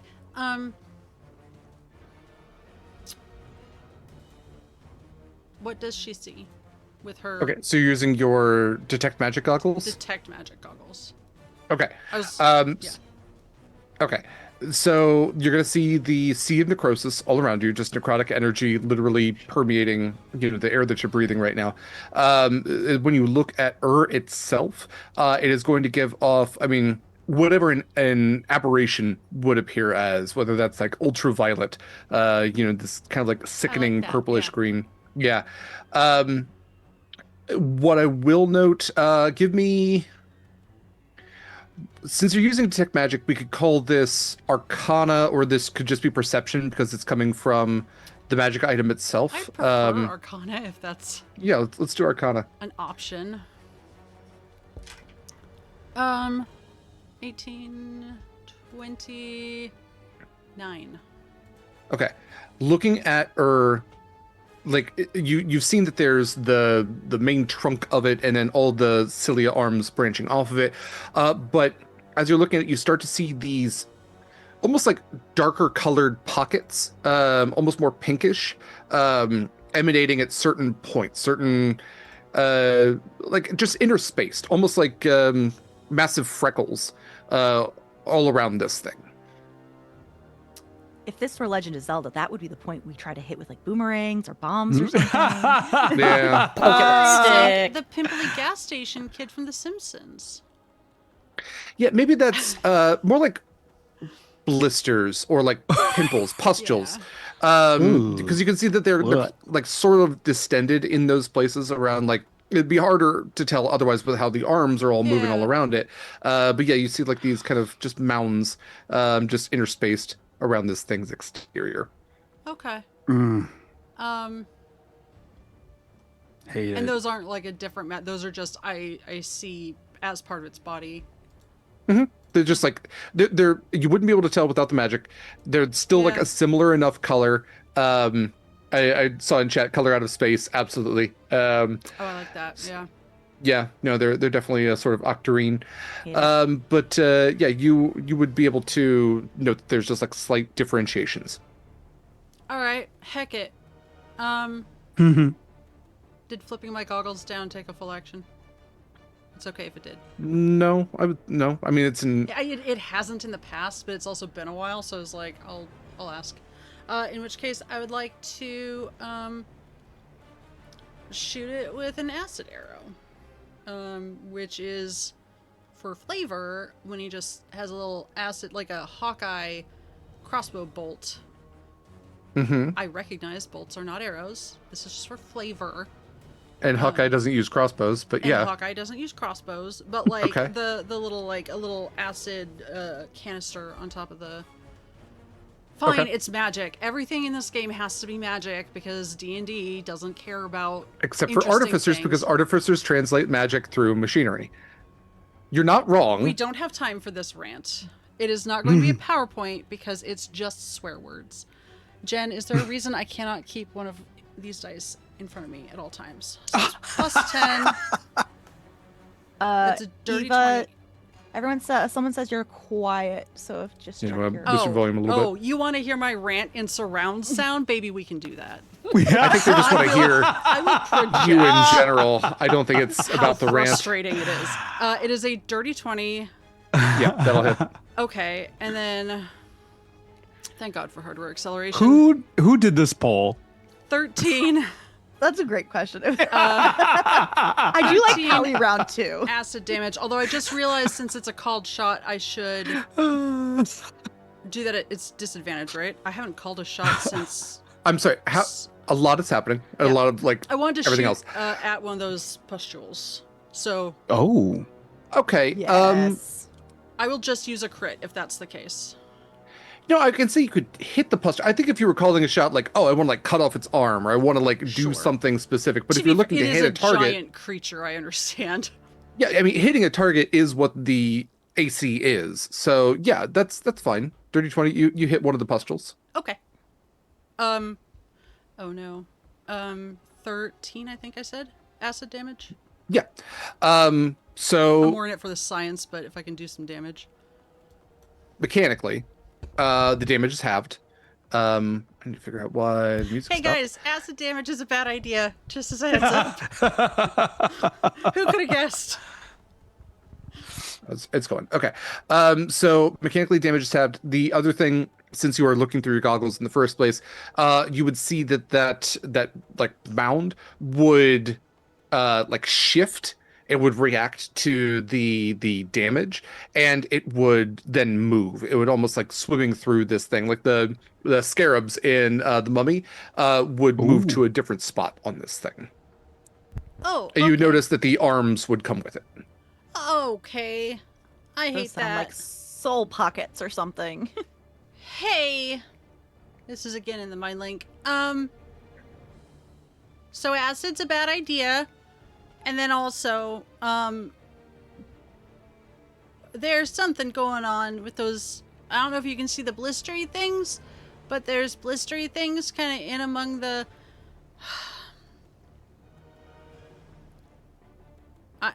This thing is hideous, you guys. Understatement. But This is those really might be gross. interesting to hit. I don't know. But yeah, the acid damage is really not useful. Do I need to make a dex saving throw? You didn't get within reach of it, Okay. right? I did not. I just wanted to double check that Yeah, was the thing. it's melee attacks. I If was you're going to get close to 90% the sure. arms are going to get close to you. Okay, anything else for your turn?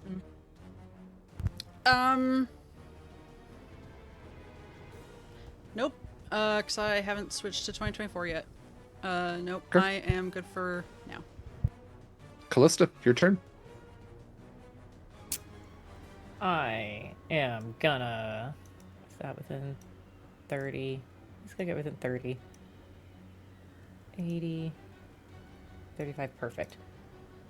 I am going to. Oh my gosh. I'm gonna do a little zoomy zoom because I'm still flying. Zoomy zoom out here. I'm not gonna get right next to it. Learned my lesson on that one.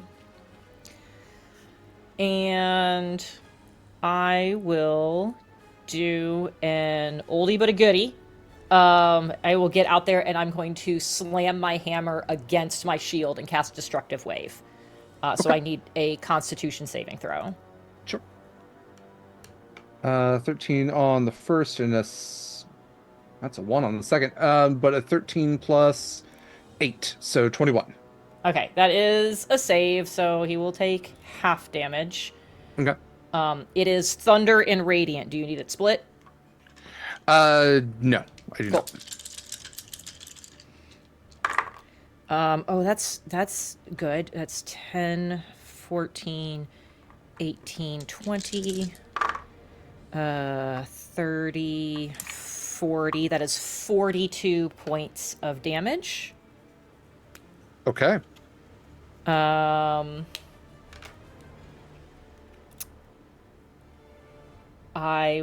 mark that one off.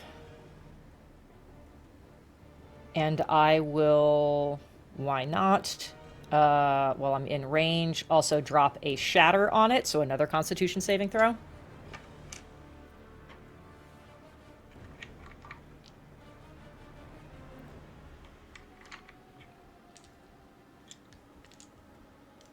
Because if I can't hit him with my hammer, I'll hit him with everything else I've got.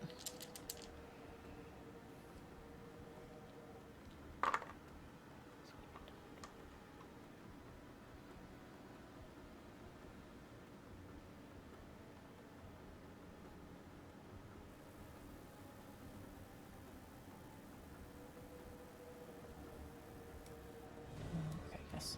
And then I'll move there. Yeah, so it'll be a con saving throw, and then it's going to be more thunder damage.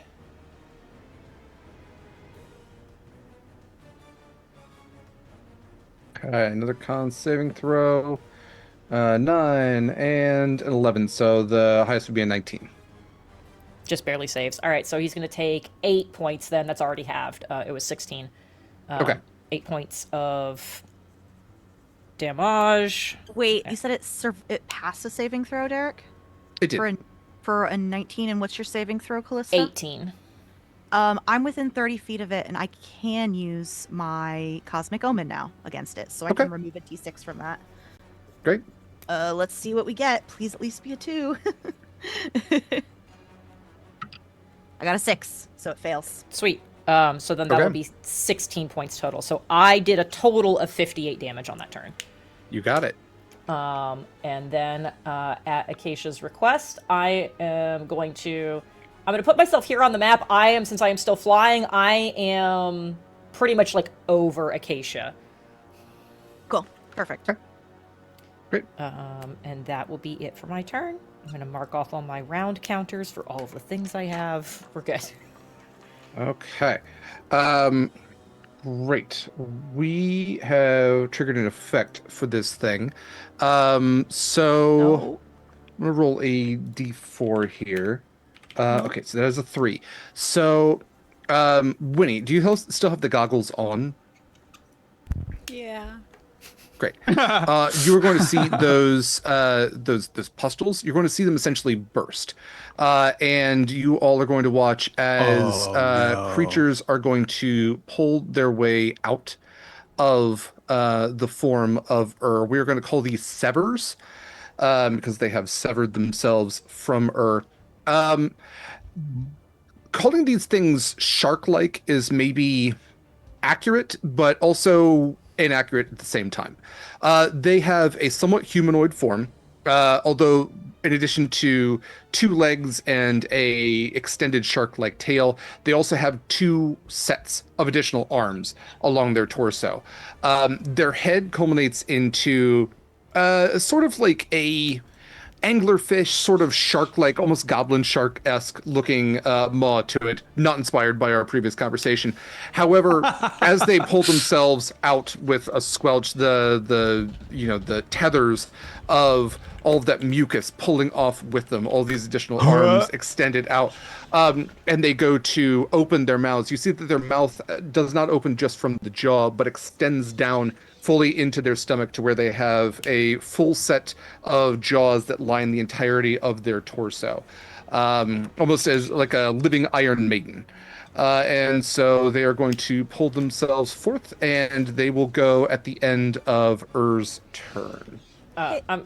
I'm going to jump in with 2 things. One, I forgot that he saved on the first one, so I didn't do 58 points of damage. I did a total of 37 points of damage because he saved. Yeah, I think I calculated it while you were doing it. Okay, great. Second thing is the thing I did was an area of effect. I don't know if any of those things being in him would have been in range to be affected by that, or if they are now fully newly formed things and would not have been relevant. They're newly formed things. Okay. They burst out when he hit a certain damage threshold. Totally cool. Just wanted to make sure if it was like, oh, they were still in there, so maybe they kind of get something. Look, I've seen how much damage we've done and how much it does not seem to be helping. I'm gonna claw for everything I can. I mean, it is helping. You are whittling away Okay. at what this thing has. I will say that. Good.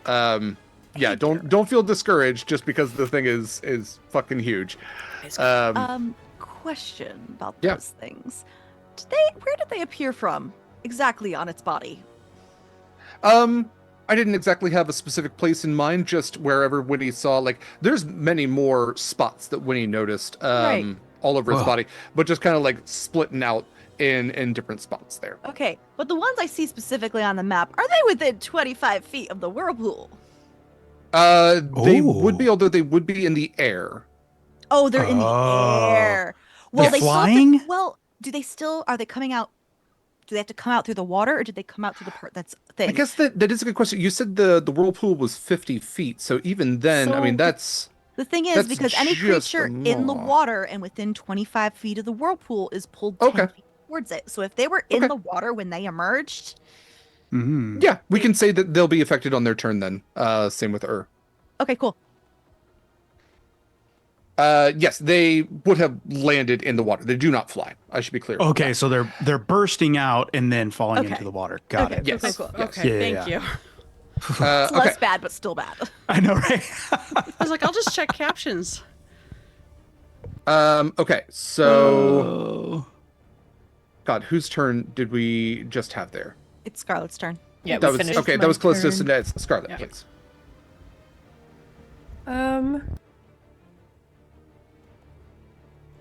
I would like to cast Fireball, please. Right here. So that 20-foot radius should get in this one and this one. And to those fellas, yeah. Yeah. What's the save? It is a 18 dex save. Okay. And I'm casting that as is level 4. Will fail. And then for the severs, that is a success and a success. Dang, they still take half damage. Yeah. 29 points to Okay. and half that to the other two. Okay. So we can just say 15 to both.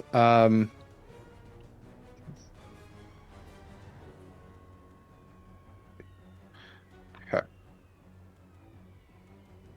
Right. Okay. With that, then anything else for your turn? I believe that is it. Okay. Acacia, for the whirlpool, it is the beginning of their turns or end of their turns? So on a failed save, okay, so when a creature enters this is the whole thing. So when a creature enters the whirlpool for the first time on a turn or ends its turn there, it makes a strength saving throw. This is for damage. On a failed save, the creature takes 2d8 bludgeoning damage. On a successful save, the creature takes half as much damage. A creature can swim away from the whirlpool only if it first takes an action to pull away and succeeds on a strength athletics check against my spell DC.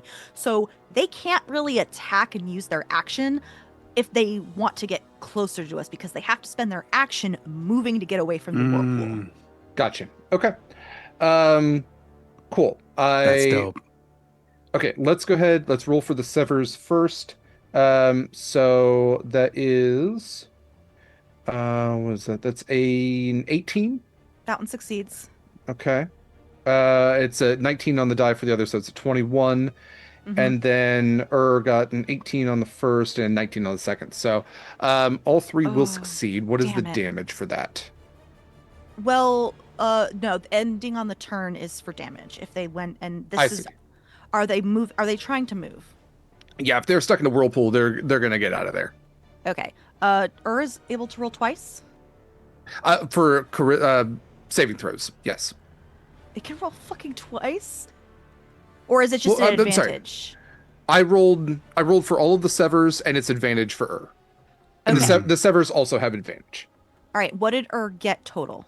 Got, let's see, with a 19, and then you said it was strength. Got a... Yeah, it's not a strength save, it's an athletics check. Oh, athletics check. Okay. Well, then we'll go with the first die, which was 18, and it's a plus 10, so it'd be 28. Jeez. There's no point in me doing it. Strong as balls. Okay. Then it moves. Yeah. Okay. Yeah, 30 strength. It was worth a shot, but it still has to use its action to pull away, so it can't use its action for anything else. Right. So we'll have them swim away. We'll have this one swim away. And then then is going to take a dive. You'll feel the ship kind of rise up as its back arches beneath the ship. Essentially, it does say when it swims at least 20 feet as part of its movement, it can use its action to emerge in space, but it's using its action to get out of the whirlpool. So we're just going to say that is going to get right over here on the other side. So, yes. That will be all of their collected turns, taking their actions to get out of that whirlpool area. That's close. Yeah, that's where it can go at this point. Do you all want Callisto to move the ship? Okay, I'm gonna take that as a no. I mean, yeah, out of here, but that's not what yeah. Can I roll to survive? Right. You all can tuck tail. Is that what survival? Is that what survival means? If only it just were. Survive. Yeah, Proximus the Ranger. Well, surviving in all those survival checks. Okay. So the ships are going to, at least Callisto's ship is going to stay in place. Let's take a look at the other two. We can say that Caliban's is going to continue to turn and see if it can move out of immediate damage range, whereas Cross is maybe going to try to brave this a little bit better, and again, try not to T-bone Caliban's ships there. So maybe they'll Flanking maneuver. Are see if either of them able to do any damage or try anything? Yeah, so every turn they are, and again, I calculated this into the overall hit points just so that we're saving on rolls. Okay. But at this point, they are firing their ballista because they are within range, and mangonels are also within range. So they are firing all guns essentially, not guns, but The gauntlet. yes, you are still seeing them do as much damage as they can on their turns. Shields to Um, aft. Yeah, sorry. I don't know. That's- We're trying. We don't know what that means. Help us. You're Yeah, a there's- mighty sorcerer. There's one skeleton being like, "We need a dilithium core." One very Scottish skeleton who's very stressed in engineering. Okay, so top of the order then with Proximus. Photon torpedoes. Yeah, I'm gonna shoot the mangonel. I'm not even. We're not playing the. So do you want to go to Can the back I- of the ship to fire the mangonel, or are you firing the ballista? Oh no. The ballistas from the front. Okay, Yeah, all my right. bad. Okay, cool. You're good. You're totally fine. We have the two himbos manning the ballistas up front. The front. Yeah. Great. They're Looked up the so spelling happy. for that. It's the scene of Han Solo and Luke as they're Yes. like firing the guns Don't on get one- cocky, kid. Yeah. Yeah. Woohoo! I just used one of my rerolls. Marcus calls dibs on Han Solo. Of course. Why not? Proximus is definitely more of a Luke Skywalker. Yeah. All right. So that is 22 to hit. 22 does it. Yep. And You're looking at the ship that made the Kessel run in under 24 seconds. I don't get it. It's time. It's a unit of measurement that doesn't make sense. No, what are you talking about? Are we just on an asteroid? 10, 18. Yeah. Yeah, it's the asteroid worm. 5, so 25, 28 points of 28 damage. All right. And I am going to, with my bonus action, sip in a potion, right? Did we say that? Yeah, absolutely. Sip in on some scissor. All right, I'm going to drink one of those.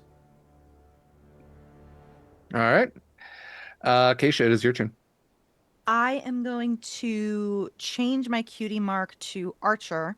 I love how I just call it cutie mark and I don't really call it about its actual thing. Yeah, we know what you mean. I approve. I'm gonna just move over. I think if I move here, I'll be within range of everybody. So I'm just gonna move a smidgen. Everybody's still within range for me. For my bonus action, I'm going to first use my archer to do a ranged spell attack on That is a 21. All right, so that's gonna be a That will total succeed. of 9 radiant damage. And then I'm going to do a held action to cast Mass Cure Wounds until after I get the go-ahead from Kallista this turn. Okay. All right. So I'm sorry, you said how much damage? 9. 9 damage. Thank you. Ready. So next up then, I believe, is Winnie. Hi, it's me, your good friend Winnie. Hi, Winnie. I don't want to look at this thing anymore, if I'm being real honest.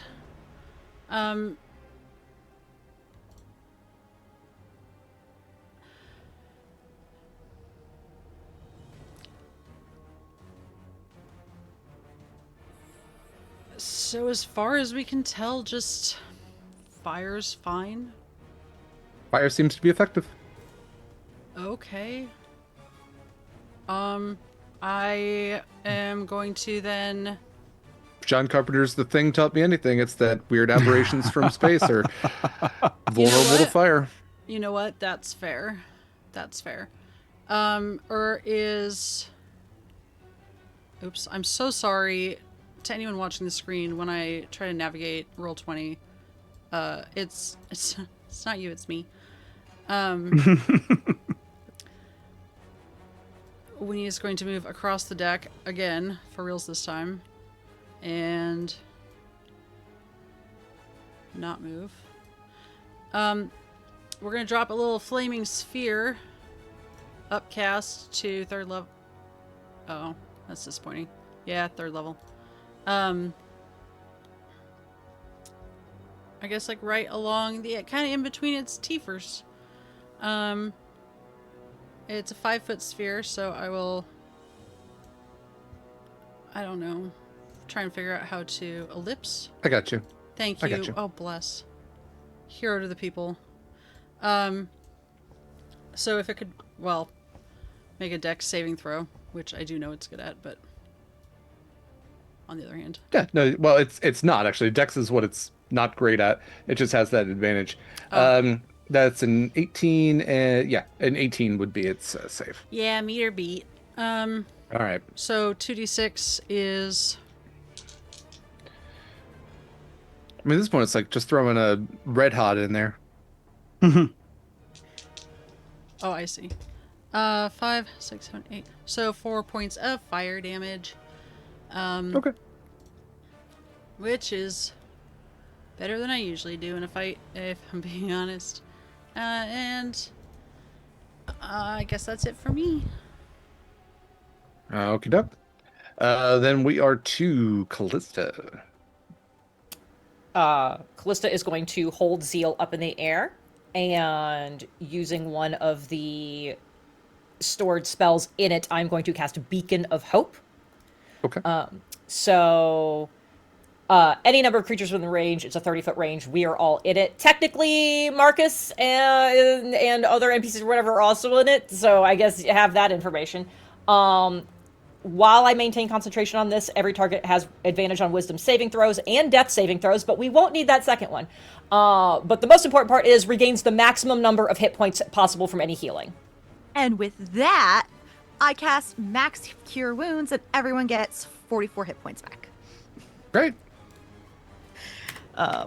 And I can choose up to 6 people, so if Marcus took damage, he can be that 6th slot.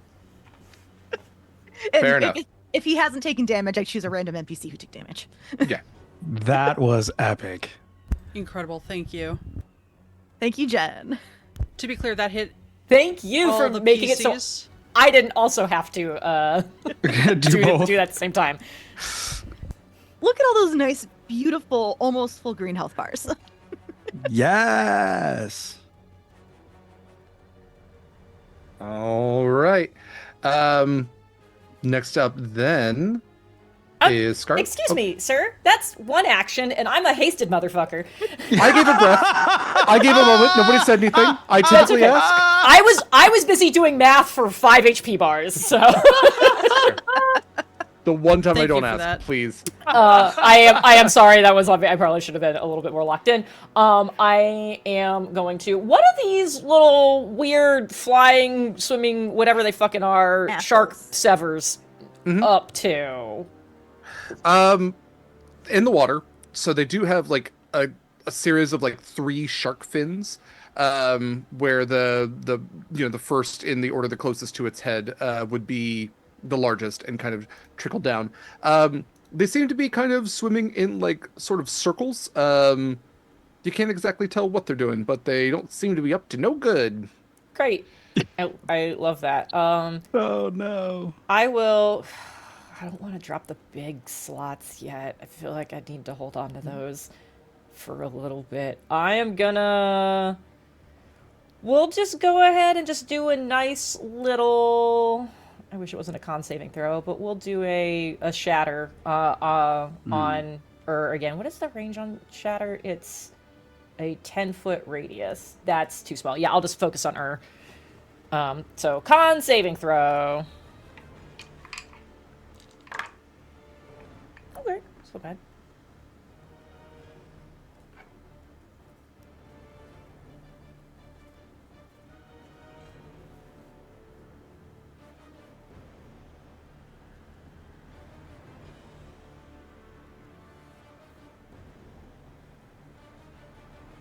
Derek, you're muted.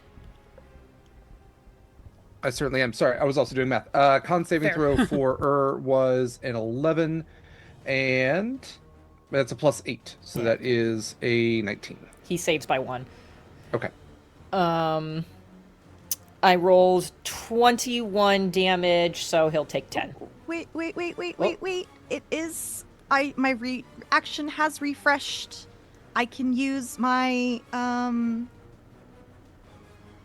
my woe Okay. to do a -6 to that. Well, minus Okay. D6. Yeah. Get at least a 2. I got a 6. Yay! Great. Okay, great. So then he will take all 21 because I rolled 777s. Great. So, Okey-doke. I will also, since I don't want to super leave because this is a concentration. Super leave. I will. I can go here, so I can scoot a smidge, but Scarlett is still technically in the range of it. I am still flying. This is my last round of it. I will land gently on the ground at the start of my next turn. I'm not going to do anything with a bonus action because that feels stupid at this point in time. So now my turn is over. Thank you so much. I yield the floor. Great. Reclaim your time. Okay.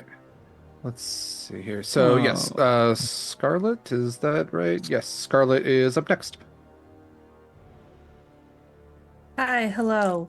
Hello. I would like to cast Chain Lightning on Ur, please. Sure can. And that should reach to his the other two. Yeah. 35 feet to the nearest one. Will not reach And- the other one. Well, let me see. Yeah, the other one's 110. Or, I That'll guess if reach. you're...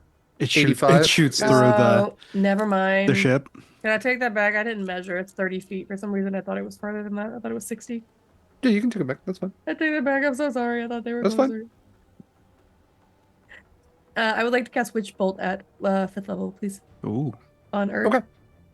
Yeah. Oh god, dice. Please roll dice. Jen's here. She made you. Be good for mother. That's a 21. 21 hits. 60, 12 of lightning damage is 55. 55 damage. Mm-hmm. So hot. Great. And that is my new concentration spell. The other one had gone away either way. So that yellow circle can go bye-bye. All right. So, let's see. Let's get rid of Also, that. does this water here not react to lightning the same way as it does on the material plane? It does not, because it's being conducted through more than just water. Fair. Just wanted to ask. That's a fair Bones, question. Flesh. That was a very good question, but I'm also upset that you asked. I'm upset at the Sorry, answer. no, you're upset at the answer. Yeah. Okay. Well, then, it is Ur's turn. Let's see if it can recharge its depression ray. No. It does for the first time. So let's go ahead and do that. Its teeth are all going to rattle, the arms of them all extending the jaws around, and it is going to roar at all of you. Because this is 20 feet, I think... Let's see, I'm not going to get Proximus in this one, but I will get everybody else. So for this, again, I need a DC 26 dexterity saving throw, please. You said it doesn't hit Proximus? It does not hit Proximus. Okay. I'm gonna use my crit because that meter beat, right? I mean, yeah, 26, but if you crit on it, you succeed. I will Wait, also wait, use my. How does it not hit Proximus? It's only 20 Range. feet, so if I'm going from the furthest down, which would be Winnie. Oh, it's not an mm. emanation, it's a focused area. Yeah, it is a... Got it. Ray or something, it's like right? 240 feet long, 20 feet wide. Yeah, Yeah. I'm also going to use my auto crit. And Okay. I have I would and I also like have to to because I crit. physically can't make the dex save. So Okay. All of us are getting smart. We are all using a crit. yeah. Okay. So if you're all using the crit, then let's do... It's the 10d6 for... And thank you all for donating so that we Yes, have thank crits. you. You. Golly. Okay. Smart Scarlett for with 4. smart for the psychic damage. The psychic damage would have been 45. That halved is what, 22, and then halved again, which would be 11. So you'll take 11 points of psychic damage, and then for force damage, you're going to take 36. So all in all, 47. Okay. Proximus feels so hopeless. like, sorry guys, I'm doing shit. Then is going to use the rest of its multi-attack to do another breach. So it is going to swim under the ship and around and see if it can topple you, essentially try to topple you sideways this time. So it's going to try to capsize the ship. I need a DC 24 dexterity saving throw from everyone now. Because I am flying and not on the ship, am I good? Same thing I said to Acacia, which is still need to make sure the ship doesn't hit you, which Okay. is ultimately where the damage is coming from. Okay. Because I was like, I'm up there. I know Acacia was hovering, but I'm like, I'm not hovering anymore because I Well. switched my thing. well, I meant like before when this came up, though. I thought you were just kind of like gracefully just a little bit above the deck. Winnie and I'm had like, asked about little Jeffrey. oh, that's what it was. Okay. You said, what was the DC, Derek? Nat 24, 20 please. for a 24. Yeah, I actually don't know why I rolled. I still literally can't do it. And I'm not going to use a crit on this because I've only got the one left, and I think like I need it. 18 I think plus I'm gonna- 6. I'm going to use one of my advantages to see Okay. how it goes. Actually, that's a good point. I will Winnie do one more has with advantage just in case I No, get a nat I 20. fail. Nope. failed. Kallista, you just Okay. use an advantage? I did use an advantage, yes. Okay. So failure is 26. Success is 13. Failure also means that you are now in the water. If you could put yourselves on the starboard or the closest to the southeast side of the ship, please. You said we Yeah, got you can be within damaged. 10 feet. Yeah, 26. 26 points of damage. If you actually, I'm sorry. Is if you it succeed, halved if you're if you succeed, you do not take any damage. I apologize. Oh, So okay. 26 points of damage. If you failed, no damage. If you succeed, you are able to hold on to the ship as it capsizes. However, if you did fail, you take that damage and have now plunged into the water. Will I still go into the water because I'm flying? Um, Or do I just take the hit and then I'm just up where the ship pushed me? that's a good question. Half of me wants to say, hey, you failed a dexterity saving throw, which means that it's going to You're hit gonna you and plunge knock into the you water. into the water. Because that would be the point of the dexterity saving throw, is to see if you could maintain even where you are. And this is a tough fight, so I'm going to say, yeah, you're in the water. Okay, great. Good. Okay, so with Acacia and Kallista then in the water, the I am too. Severs I'm are sorry. going... I'm moving and myself Winnie in the now. water. Okay, great. Well, there's 3 Severs and there's 3 of you. So they are going to swarm as you all have taken damage. So there's blood in the water. Oh, little So- Jeffrey too, I guess. He's going starboard also. If he failed, then yeah, he's in the water as well. No blood coming out of him, hopefully. But yeah, let's go ahead and have the Severs make their attacks. They have claws and bites, as well as a Maw of the Void attack. So, well, I guess I gotta grapple you first. So let's do some claws and bites. They're gonna pick out one of you each. So we're gonna have a Sever go after Winnie, a Sever go after Acacia, and a Sever go after Kallista. And hey, they didn't even use all their swim speed for that.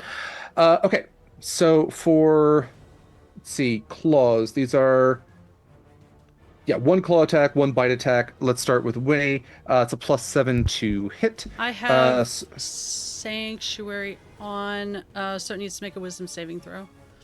Thank you. Okay. Wisdom saving throw is, oh, jeez, there we go. 18. 16. Okay. Okay, so it does not succeed, so it will not hit you then. Does it do one for every attack, or is it just to see if it attacks on its turn? I think it's the second one. Until the spell ends, any creature who targets Winnie with an attack harmful spell, wisdom saving throw on failed save, the creature must choose a new target or lose the attack or spell. It doesn't protect from area of effect. Okay, I'm gonna just consider it for like its action. I'm so sorry. Um, I actually, it has dropped. I was focused on concentration, but I did attack. So just Okay. kidding. Hit me. Okay. Sorry. So it got a dirty 20 to hit with the claws, and for the bite, what is that? That's an 11 plus 7. It's an 18. 18 does not hit. 20 will. Okay. Okay. So you're only going to take 9 points of slashing damage. And then for Acacia, that's a nat 20 on the claws, and miss on the bite. That's only a 10. You said this So is slashing damage? yeah, so it'll be 18 points of slashing damage Cool. for I have that. resistance. Great. So only 9 then.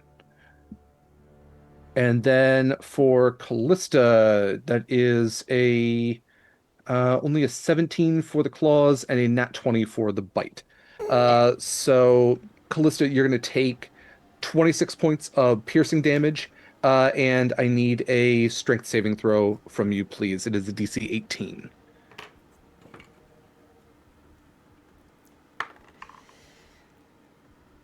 This is a strength saving throw. Please. I'm gonna use one of my rerolls. Okay.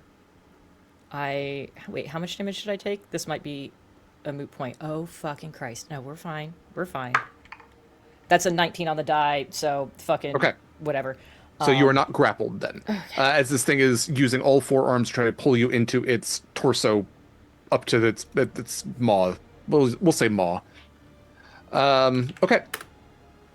That is it for their turn. I would like to give a fun fact to everyone. This is the worst you've seen Kallista, and I want you to remember that I went to single digits in the Captain Bane fight. Death Ward has not gone off yet, which gives you a very narrow window to work in, but it's not good. Are you less than half your hit points? Oh, I've been there for most of the fight. Good to know. Oh, Okay, I so hate that. Blood Frenzy allows them to do a bonus action, additional bite attack. So that is another hit for that. So you're going to take 13 additional points and another strength save, please. Derek, I am also Yes. below half. Okay, I'll do another attack on you. Okay, I will so be honest. I appreciate that. I can't Miss math. on Acacia. When he's giving +5 to Kallista for the save. So I need to be so clear about my order of operations here. Mm-hmm. So it did hit my AC of 25 for this new attack. Oh, for 25. No, I'm so sorry. I missed that part. I'm sorry. It did not do that damage. Okay. And so we can forget the rest of that. Okay. I'm so sweaty. Jen, I need you to check your concentration on Beak of Hope. I thought I already messaged you. I'm trying to juggle a whole bunch of shit. No, that's fine. Sorry, I thought you meant for like the new attack. That's all. That's yeah, why. but the new attack we just said didn't. Oh, okay. Yeah, let me. Perfect. Yeah. Cool. Okay. Oh, That's Winnie it for their also turn. is under health. Under half health. yeah. Okay. Beacon of Hope is still up, just confirmed. I'm gonna do a bunch of math now. Beautiful. Amazing.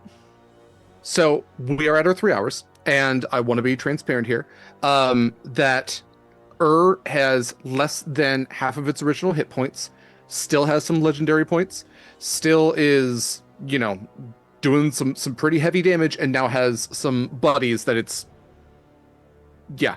I can't think of a fun verb that won't gross everybody out. So, with that in mind, would you like to continue our fight for next week, or would you like to whip whatever version of an ass has for this week?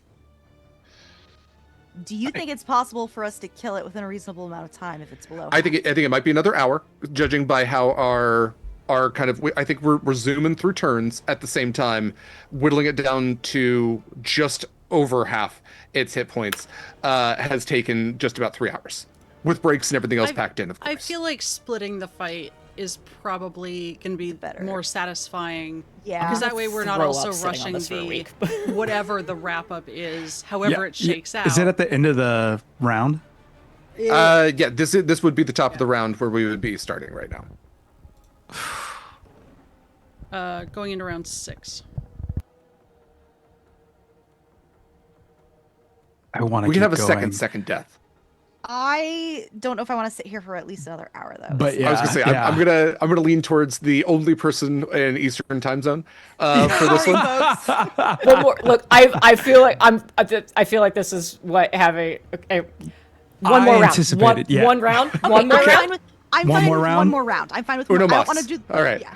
I'm Yeah, sitting we- at a stupid number of hit points. I can't start at this. I need to know That's what fair. happens. I'm fine. Let with one Jen more get round. the thought process out. All right. One round. One more round. Let's see. With a few of you in the water and the Severs swarming, Callisto doesn't really want to move the ship too far to try to give you all a leg out here. But I will say that the other ships are going to continue their barrage and are maybe going to. We could say that Cross is going to see if he can maybe lure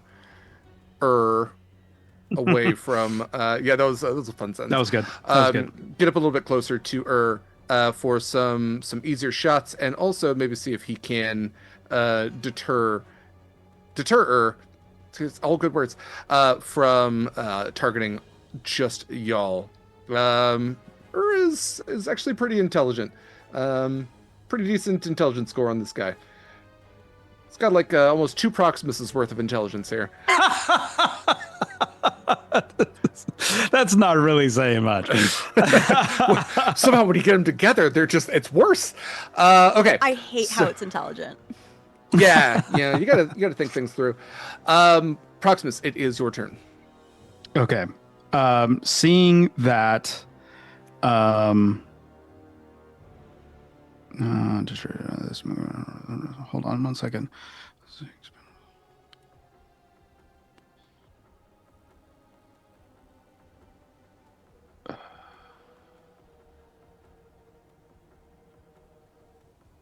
Sorry. Okay. I am. Proximus runs and dives into the water. You. I think that's fucking 1, 2. Wait. that is- Actually, you reminded me. I'm so sorry because I remembered Callista's whole deal. Winnie and Proximus and then Acacia. Are any of you immune to fear? That's a great question. Uh, I don't think so. If you're No. not immune to fear, I need a DC 18 Wisdom saving throw, please. Well, lucky for me, I'm proficient in those now. I'm not. I'm gonna flash a genius myself. Well, I'm gonna use an advantage.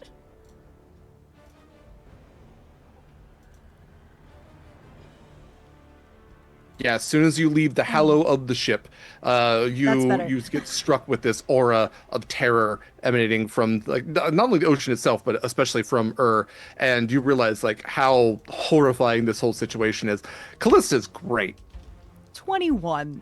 19. 21 does it. Okay. What is fear based Um, on?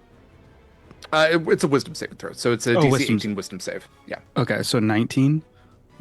Okay, all succeeded, and you are immune to the frightened condition from so we don't have to worry Oh, about sweet. that next time. Oh, from now on? Yeah. Here now? Nice. Perfect. Thank you. Okay, so yes, Proximus, please, you dive okay. into the water. So it is about 5 feet from the deck. Mhm. He dives in and grabs Kallista with his action, and then he is going to activate his wings with his bonus action from his tattoo and fly out, and I will take the opportunity attack. I know you will. Okay, so that'll be I'll just say that's a claw attack. I think the bite has too much other stuff to that. I don't want to don't want to overly penalize. It is an 18 on the die plus 7, so a 25. You take 9 points of slashing damage. Proximus, don't go too far away. Her spell's Hold still on, active. hold on. We're healing. Hold on. In the mind, like, one sec.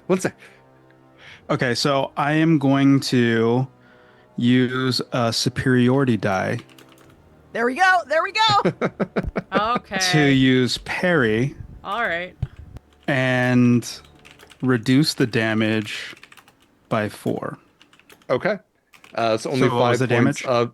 You'll 5 only points? take 5. Yeah, of slashing. Okay. All right. And then, yeah, I'm going to just go. So that was 5. We'll say, how many feet down from the deck you think it is? Probably like 15, 20. A ship has a draft of just about 15 feet, and Okay. then, or like reaches out of the water about 15 feet, and then Mhm. Callista, judging by that, plunged probably about 10 feet. So So I you're would looking at like 20, like to dive in, that's 25. not, yeah, 25 in total to get back up. Okay, so then yeah, I would go the remaining. I think it's like 15 feet up Mhm. into the air with Callista. Yeah. Splashing out of the ocean again, all of these limbs kind of reaching for you from the water itself. The sever also trying to reach and pull you into its maw, clawing at you as you pull Callista out. But you have reached back the deck of the ship. Okay. Acacia, you are in the water. What would you like to do? What was I gonna say? How high is the deck of the ship? It was set about 15 feet out of the water. From the surface of Okay, the water to the high, cool. yeah, be about 15 feet. Can I, first of all, I'm going to switch back to my dragon cutie mark. Mhm. Would you allow me to grab Winnie by the scruff of the neck as a bonus action?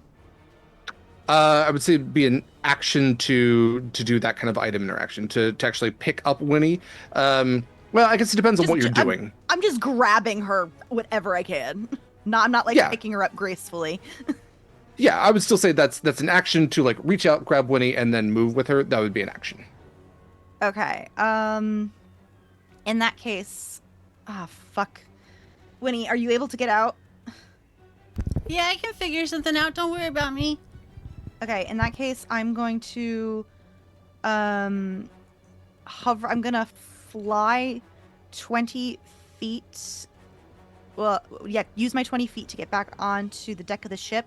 Winnie is still within 30 feet of me, though. Mhm. I think where. Okay, where are y'all on the ship, Callista and Proximus? I'm not quite back on the deck. Just Yet? I'm hovering Okay. at the but same you're- height. Okay, but you're still there. Like, you are on the map. Yep, yep, in the air. Okay, Yep. so I'm gonna just quickly put myself right here. And I think that puts everybody still within range of my 30 feet. And I'm gonna do another Mass Cure Wounds, but this time at 6th level to get everybody back 45, 49 hit points. Okay. Derek, there's a question in chat. Is smooching a free action? You know what? I will say that like a peck on the cheek is a free action. Doing like a little bit more, like a little bit of Frenchin, that is definitely that's a bonus action. Where's But France then on like this map? No, sorry, I lied. It's 52. I can't Oh, math. dang. 52. Okay, great. sorry, Michael, common misconception. It actually refers to French Stewart, the actor from Third Rock from the Sun. Oh. He's the one that actually he's a really good kisser, I've heard. I didn't know that. It's because I made it up. So full on makeout sessions, that is Yeah, that is that's an a full action. That will take 6 seconds. Sorry, that takes like at least minimum a short rest. Oh no, it's a concentration spell for sure. Yeah. Okay. So great. With the healing from Acacia, then anything else from your turn? Cry. Free action. All right, Winnie. Just double checking. 52 hit points. 52 hit points. Bless. Okay. 'Cause I can't fucking math. All right. Oh, With and I that- should also say, Acacia, you got out of the water, right? Yes. Okay, so opportunity attack. Let me get that out of the way. Okay, that's a 17 plus 7, so a 24, and just 9 points of slashing damage for the claw attack on that. You said 9? 9. Okay. So I get half, so 4. Yeah. Winnie. Okay. Well, I don't want to be here. Little Jeffrey doesn't want to be here. Little Jeffrey's not next to me because I thought it was more realistic for him to fall where he is. So that's good for me, I guess. I would like to use my boots as bonus action, which aren't listed on that, so that's cool. And essentially teleport out, back onto the ship. Mm-hmm. I can move 15 feet, so I'm gonna come over here, close to Acacia. And then I would like to, for my action, make sure that this works. Okay, it is teleportation. I would like to teleport little Jeffrey to me, because I did not do anything with the bag of holding, and I don't want him to go down with the ship. And I don't think he would survive an opportunity attack anyway. So, Just like Dido. yeah, so he would fail that, so he doesn't need to do anything. So I think he can just come to me, right? Yeah. Well, I don't know. Last time I tried to do it, it was counterspelled, so. Well, not this time. He doesn't have any blood. Doesn't care. He doesn't have a soul. Wow, No, you that's blow in a so conch shell. Hurtful. He could have had Anders' soul. He could have. Still can. Yeah, you blow on a conch shell. Little Jeffrey, to me! And he bursts out of the ocean. Okay. Anything else for your turn? Something crying, free action. No, I'm good. Yeah, something. Great Kallista. You're out of the water. I'm out. Proximus I'm out says, of the... hold your ass out. You're not dead yet. Not dead yet. You haven't had to use the death ward, right? Yeah, the death ward never went off. I got down to 2, but the death ward didn't go off, so I do still have that buffer. I am still under half, so there's that. But I'm not. But I'm not in the water.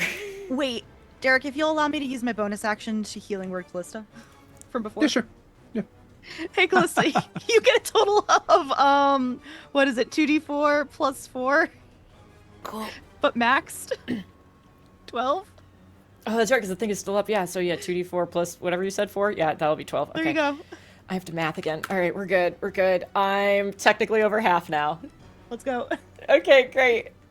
Callista's HP bar has yo-yoed so much. How many times has her life flashed before her eyes? It's deeply upsetting. I got low enough that you couldn't see it on the overlay anymore, so it was bad. Okay. So, we have established that, like, is looking fucked up. We're all... I'm fucked up. fine-ish, by Callista's standards anyways. Winnie's still not great. Acacia's still not great. I'm okay. Okay. Proximus, by my count, is fine, I think. Mm-hmm. Yeah. Okay. God, And Scarlett, same. And Scarlett, yeah, is... Physically fine. Okay, great. I don't think it'll stay that way, but yeah. Look, I'm going to take what I can for right now. I am going to...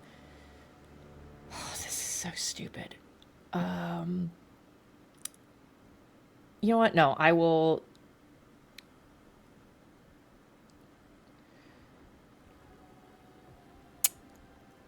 I was too busy doing math instead of thinking about my turn. I'm so sorry. I will do... Shatter at a 3rd level.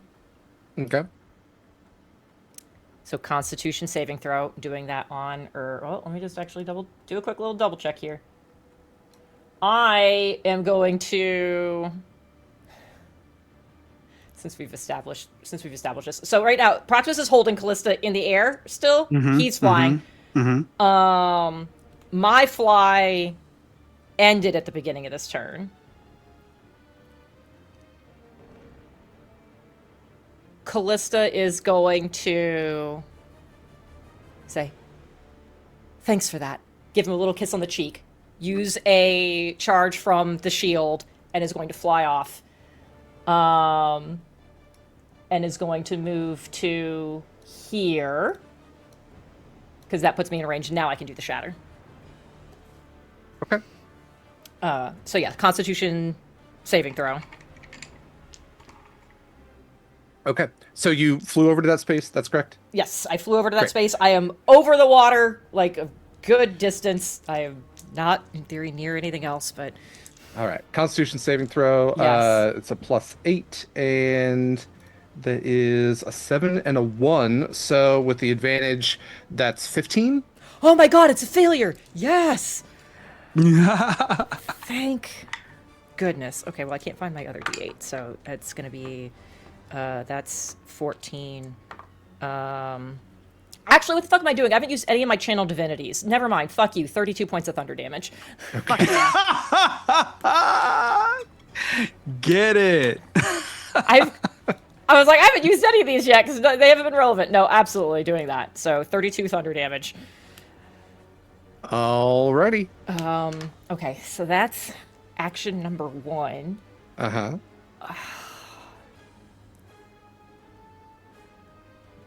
I will...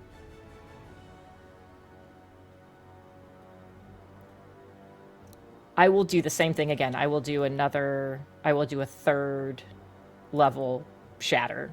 Constitution check. Or saving throw, whatever. Yep. Words. All right. An 11 on the first and a 9 on the second, so 19. 19 just barely does it. Okay. So that, and this is not great damage either. That was 3. I have to roll that again. So that's 6, 14, 21, so 10 because he saved. Okay. 10 points of damage. All right. And then with my remaining movement, will hover my ass back to the ship. So I am on ground. Oh, I didn't roll for how many rounds I'm going to get this flying charge. It's 3 again. Okay. That's it for me.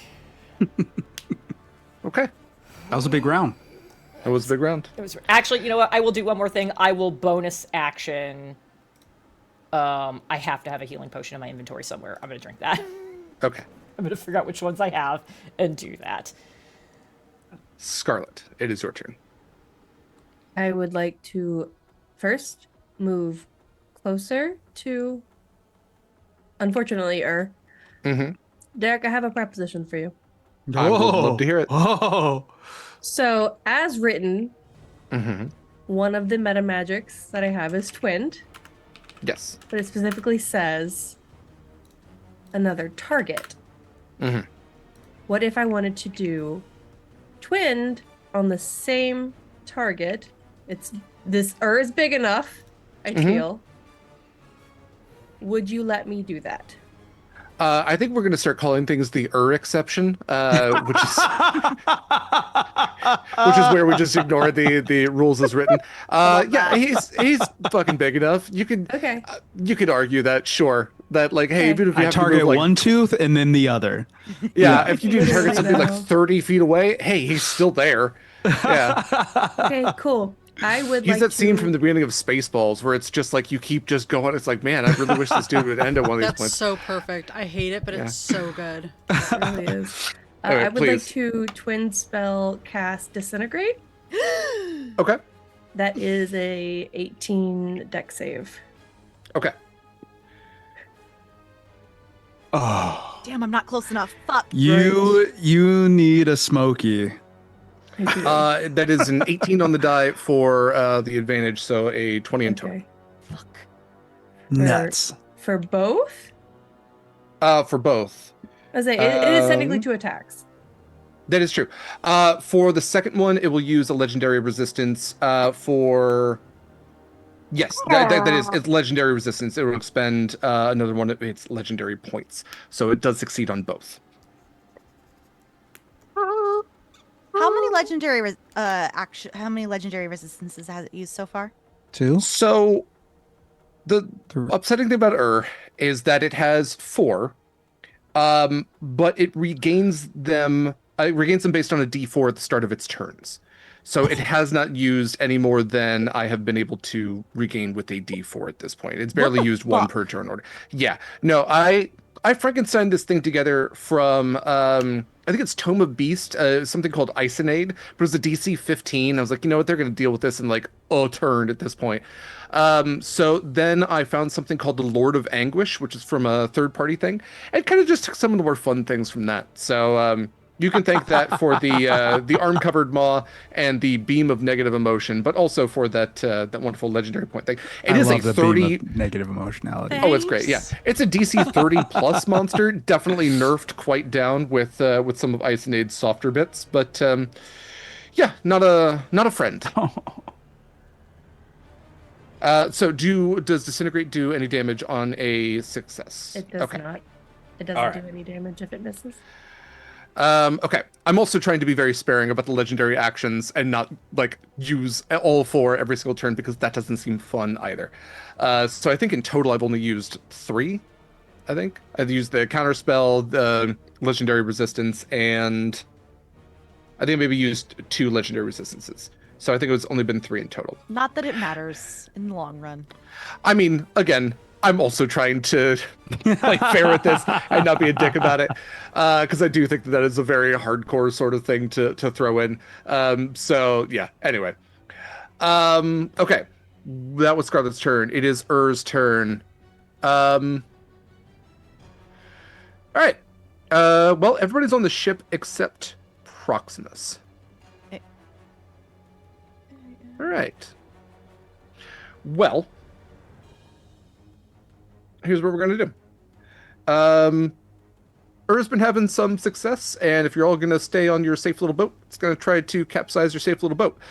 So is going to do another breach attack, coming up right here next to Proximus. So I will need a DC 18 dexterity saving throw from everybody aboard.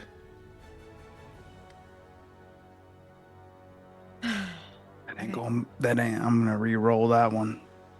Proximus does not have to roll because you are not on the ship. You're not on the ship. Oh fuck! That was a 10. Is it I wouldn't have made it. Dex? I have 20. Dexterity, 18. Dexterity. I have 24. Okay. I'm using a advantage to reroll. 19. And Okay. I used to reroll Eva. Oh, thank God. Okay, 19 on the die. Okay. I got a nat 20.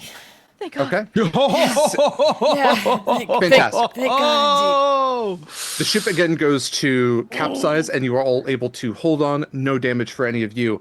Can I still be holding on Proximus- to little Jeffrey from the vortex warp? Yeah, that's fine. Okay. Okay. I am going to use one of my crits for an arm-covered maw attack on Proximus, who is not on the ship. So, Proximus, you are going to take 80 points of bludgeoning damage, and you are going into this thing's mouth. As the teeth and arms are going to start working you way deeper into its gullet. You said 80 what? 80 bludgeoning damage. 80 bludgeoning damage. Yes. And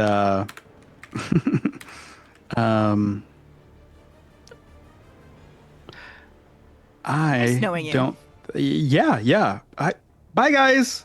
I was looking at my reactions. This is what happens when you I look at your really- reactions.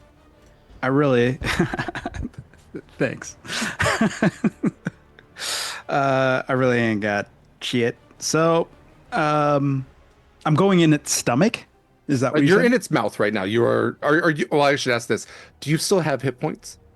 Yeah. Okay, great. So you're not at 0. Great. So you are grappled and restrained at this point. You were. Yeah, go ahead. I'm resistant to restraints.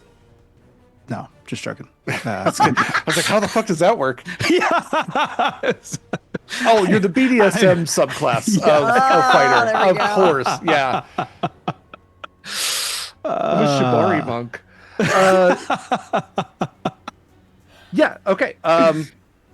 On your next Mhm. turn, when we return next time, it will be a DC 24 to escape.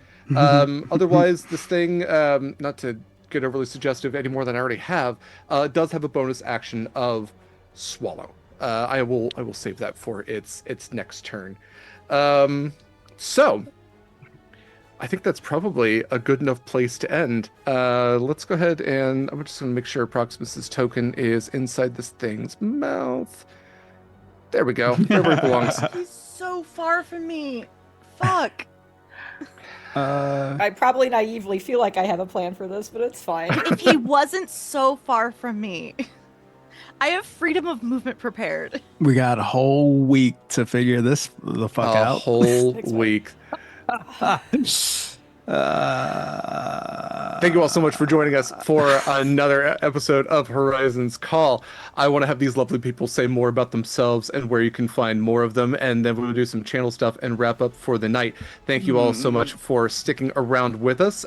We will conclude the fight with the Second Death next week at 3 p.m. Pacific Time, 6 p.m. Eastern for more Horizons Call. Let's go ahead and go around. Mara, if you don't mind starting us out. My recap next week is going to be so easy. We started fighting and it's not going great. Gross, Proximus bad, is in the Proximus, mouth. no! That's it. Our health bars are yo-yoing everybody's. Yeah. Hi everyone, I'm Mary. You can find me on all applicable social media, Archmage of Dice. On Thursday evenings for one more week, you can find me playing Erastus Brevenfeld in our our Zenith 3000 game. Our finale is on Thursday. I'm not fucking ready. Believe it or not, it's actually going worse in that game than it is in this one. On Saturdays at 10 a.m. Pacific, the game right before this one, I am the game runner and wonderful game master of the Indigo Nexus and Invisible Sun campaign using the Invisible Sun system by Monica Games. Today, our players had a bunch of vignettes and a pizza party for Pi Day, which was unintentional. Next week, they're probably going to start looking for Eyeball Dongo. That's all I got. And here, obviously. Yeah, learn more about Eyeball Doggo on the Indigo Nexus. Yeah. Um, There's yeah. art. Someone doodled it the first episode. No, like the artwork for Invisible Sun in general is just like, oh my god, somebody made this. Oh my god, like half of it's just like, oh, that's really adorable, and they're like, oh, I looked closer and it's all spiders. Okay, yeah, no, I love Invisible Sun artwork. Okay, next up we have Eva. Hi, hello, it's me, Eva. You can find me here also on Thursday for... Man. Heart of the Machine. Yeah. Eva's a big lady, woman person yeah. thing. Already dead, but also 60 feet tall. It's fine. Her consciousness is uploaded to the net. Not even That's where Winnie exaggerating. wishes she could go right now, but no, she's here. The net is something different in tomorrow's.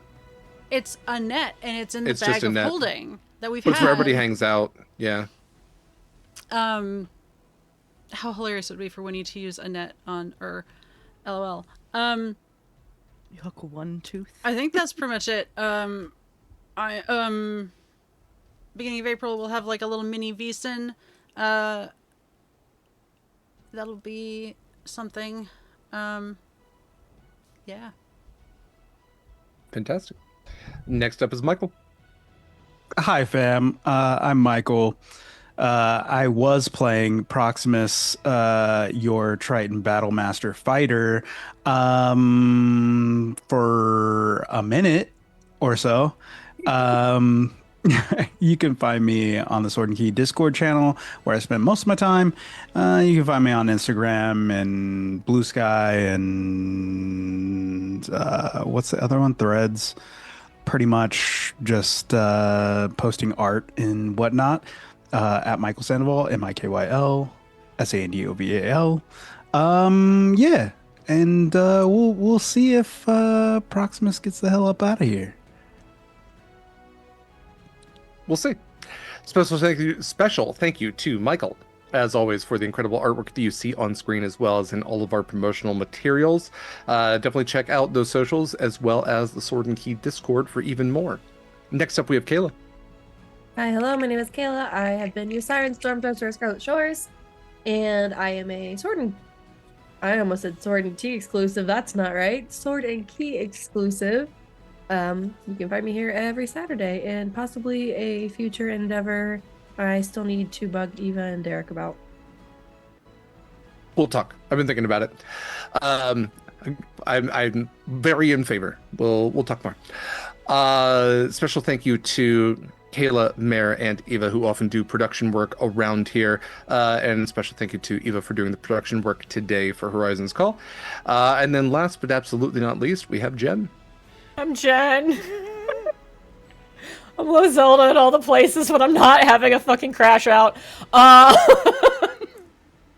also Long Dog Dice, where, hey, you can get dice there. You can order dice sets based on Horizon's Call and all the characters here. You can also, as of yesterday, order custom shirts, custom character shirts. You can put your info in, and I will make a file, and I'll send it off to a fancy printer that does this stuff on demand for me, and in 2 weeks, boom, you're gonna have a really cool shirt. I'm so excited about these things. Been working on it forever. I love them, and they're soft, so phenomenal. Hey, I stream sometimes. I've been playing Resident Evil lately. The first one, not the new one. I've never played a Resident Evil before, so I've been doing the remake with a friend of mine, where Resident Evil is his absolute favorite series of all time, and I don't want to say it's unhinged, but Kaila and Eva have both seen it, and I think, there's a lot happening there, but it's super fun. So we've been doing that. I'm playing Hades. Sometimes I do co-working streams where we work on dice, because I have so many to work on. And that's it for me. That's it for me. Fantastic. I am Derek Sword. Have been, will be, always will remain. Derek Sword. Sword is my last name. Yes, it's awesome. No, you can't have it. I use he, him pronouns, and I have been your GM and your GC, your Game Master, and your guiding compass for this Horizon's Call, and many Horizon's Calls before and to come. For all of Sword and Key stuff, you can check out beacons.ai/Sword and Key. I say, optimistically hoping that Beacons is going to get its shit together and stop saying the site can't. Maybe they didn't pay their. I don't know. We might have a link tree here soon. I'm gonna give them like another couple of days. So, if you're looking for our links, they're not all collected in one neat, nice place at this current moment. So check out our socials. Instagram and BlueSky. Sword and Key is username for both. You can also check out our Twitch, which you might be watching this live on, YouTube, which you might be watching this later on. For YouTube, it's youtube.com/@swordandkey. For Twitch, it has the underscores, twitch.tv/sword_and_key. If you are looking for some of our wonderful affiliates and the discount codes that you can get from them, definitely check out Long Dog Dice. Use code Sword and Key for 10% off your first purchase. Jen has shirts now, as well as dice. You really can't go wrong. They're great. I kind of want to get one that's not my character, but just me with my actual stats. But I also feel like that would make me sad. So maybe I'll make a character one of these days and not have to look at my dismal personal dexterity score. 20 intelligence, 20 wisdom. It's like a 17, maybe. I don't know. Like, I'm pretty bad at math. Yeah. Check out Long Dog Dice. Again, use that discount code. That discount code also works, again, it's code Sword and Key, at Eldritch Foundry. Get custom minis. No matter how weird and wild, normal and mod your TTRPG character might be, get a custom mini of them, get that discount. If you're doing 3D printing, use our affiliate link. That'll get you a 3-month subscription for $19.99, unlimited STL files. Or if you're going to go full hog into it, and want unlimited minis for life that you can order, use our affiliate link. And I believe there's still some spots open for the lifetime membership, $499, and it gets you minis for life, custom minis for life. I'm sure, if you're running games, a lot of games at home, if you're a future wannabe Matt Mercer, maybe that's you. I don't know. If you are shopping with Hit Point Press, use our affiliate link to shop with them. They've got great stuff over there. Dark Matter has a Kickstarter out right now. The Hubblewood Kickstarter, Beyond the Canopy, just got fulfilled. Looking forward to getting my copy of that.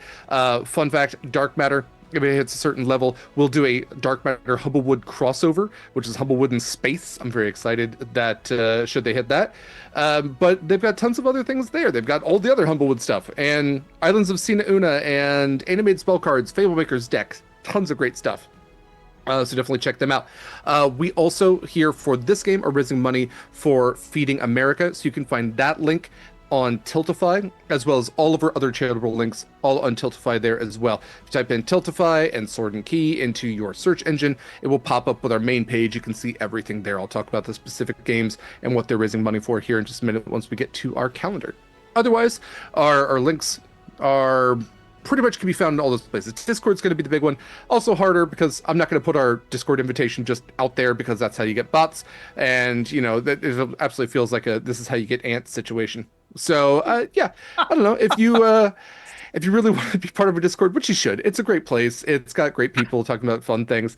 Feel free to reach out, prove you're not a bot. I'll happily send you an invite for that. Looking at our calendar. As Mare mentioned earlier today, was the Indigo Nexus. That is an Invisible Sun campaign. It is fantastic. Plays at 10 a.m. Pacific time on Saturdays. So I played earlier today. We'll play next Saturday as well. Tomorrow, the only thing really on our calendar is it is the next episode of Monster Crush. Monster Crush is a podcast to do with my friend LD. We talk about cryptids, creatures, miscellaneous monsters from myth and how smoochable they are. We are just finished up and we'll be releasing the second part of our In the March of Madness Salty 16 single smooch elimination bracket. We created a bracket of eldritch horrors from Lovecraftian inspired mythos, kind of topical to today. So if you found just a little appealing, there are plenty, 16 in fact, horrors that you can learn more about. You can complete your own bracket as well. Check out the Monster Crush socials to get a bracket, or the Sword and Key Discord, which has a Monster Crush channel. And let us know who wins your bracket. We're going to be releasing LDs as I presented and she chose. Some real big upsets this year. Really surprising conclusion. So check out Monster Crush wherever podcasts are found. And again, check out the socials for the brackets to compete. On Tuesdays at 7 p.m. Pacific time is Gate Night. Our next episode of Gate Night is actually going on St. Patrick's Day. I don't know what that means for us. There's not a lot of leprechauns in Baldur's Gate 3, but that's where Shadow LD and I play Baldur's Gate 3. So we'll see what lucky things we can get up to there. On Thursdays, as Eva and Mara mentioned, is Zenith 3000. Z3K plays at 5:15 p.m. Pacific time. That raises money in support of Doctors Without Borders. And then we have movie nights over in our Discord. They're free. They're every other week.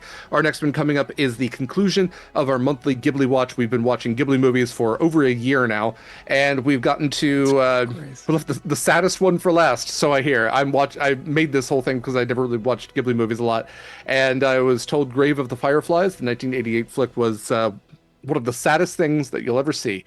So we're wrapping up our series with that. And we'll have more movie nights every other week after that. The other thing I'm going to shout out right now, but I'll shout it out also as we keep getting closer.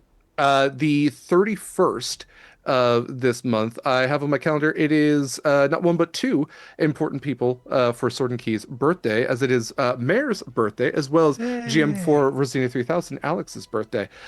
So happy birthday to them. I'll be shouting that out throughout the month. That is all that I have on my calendar right now. We are going to start prepping for Pride Month here and hopefully have some applications out here in the relative near future.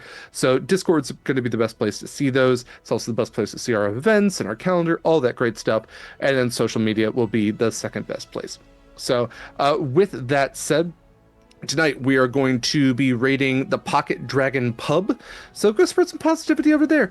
Be kind to yourselves, be kind to others. And until we see you next time for the conclusion of this big fight, fair winds and following seas, brave mariners. Bye, y'all.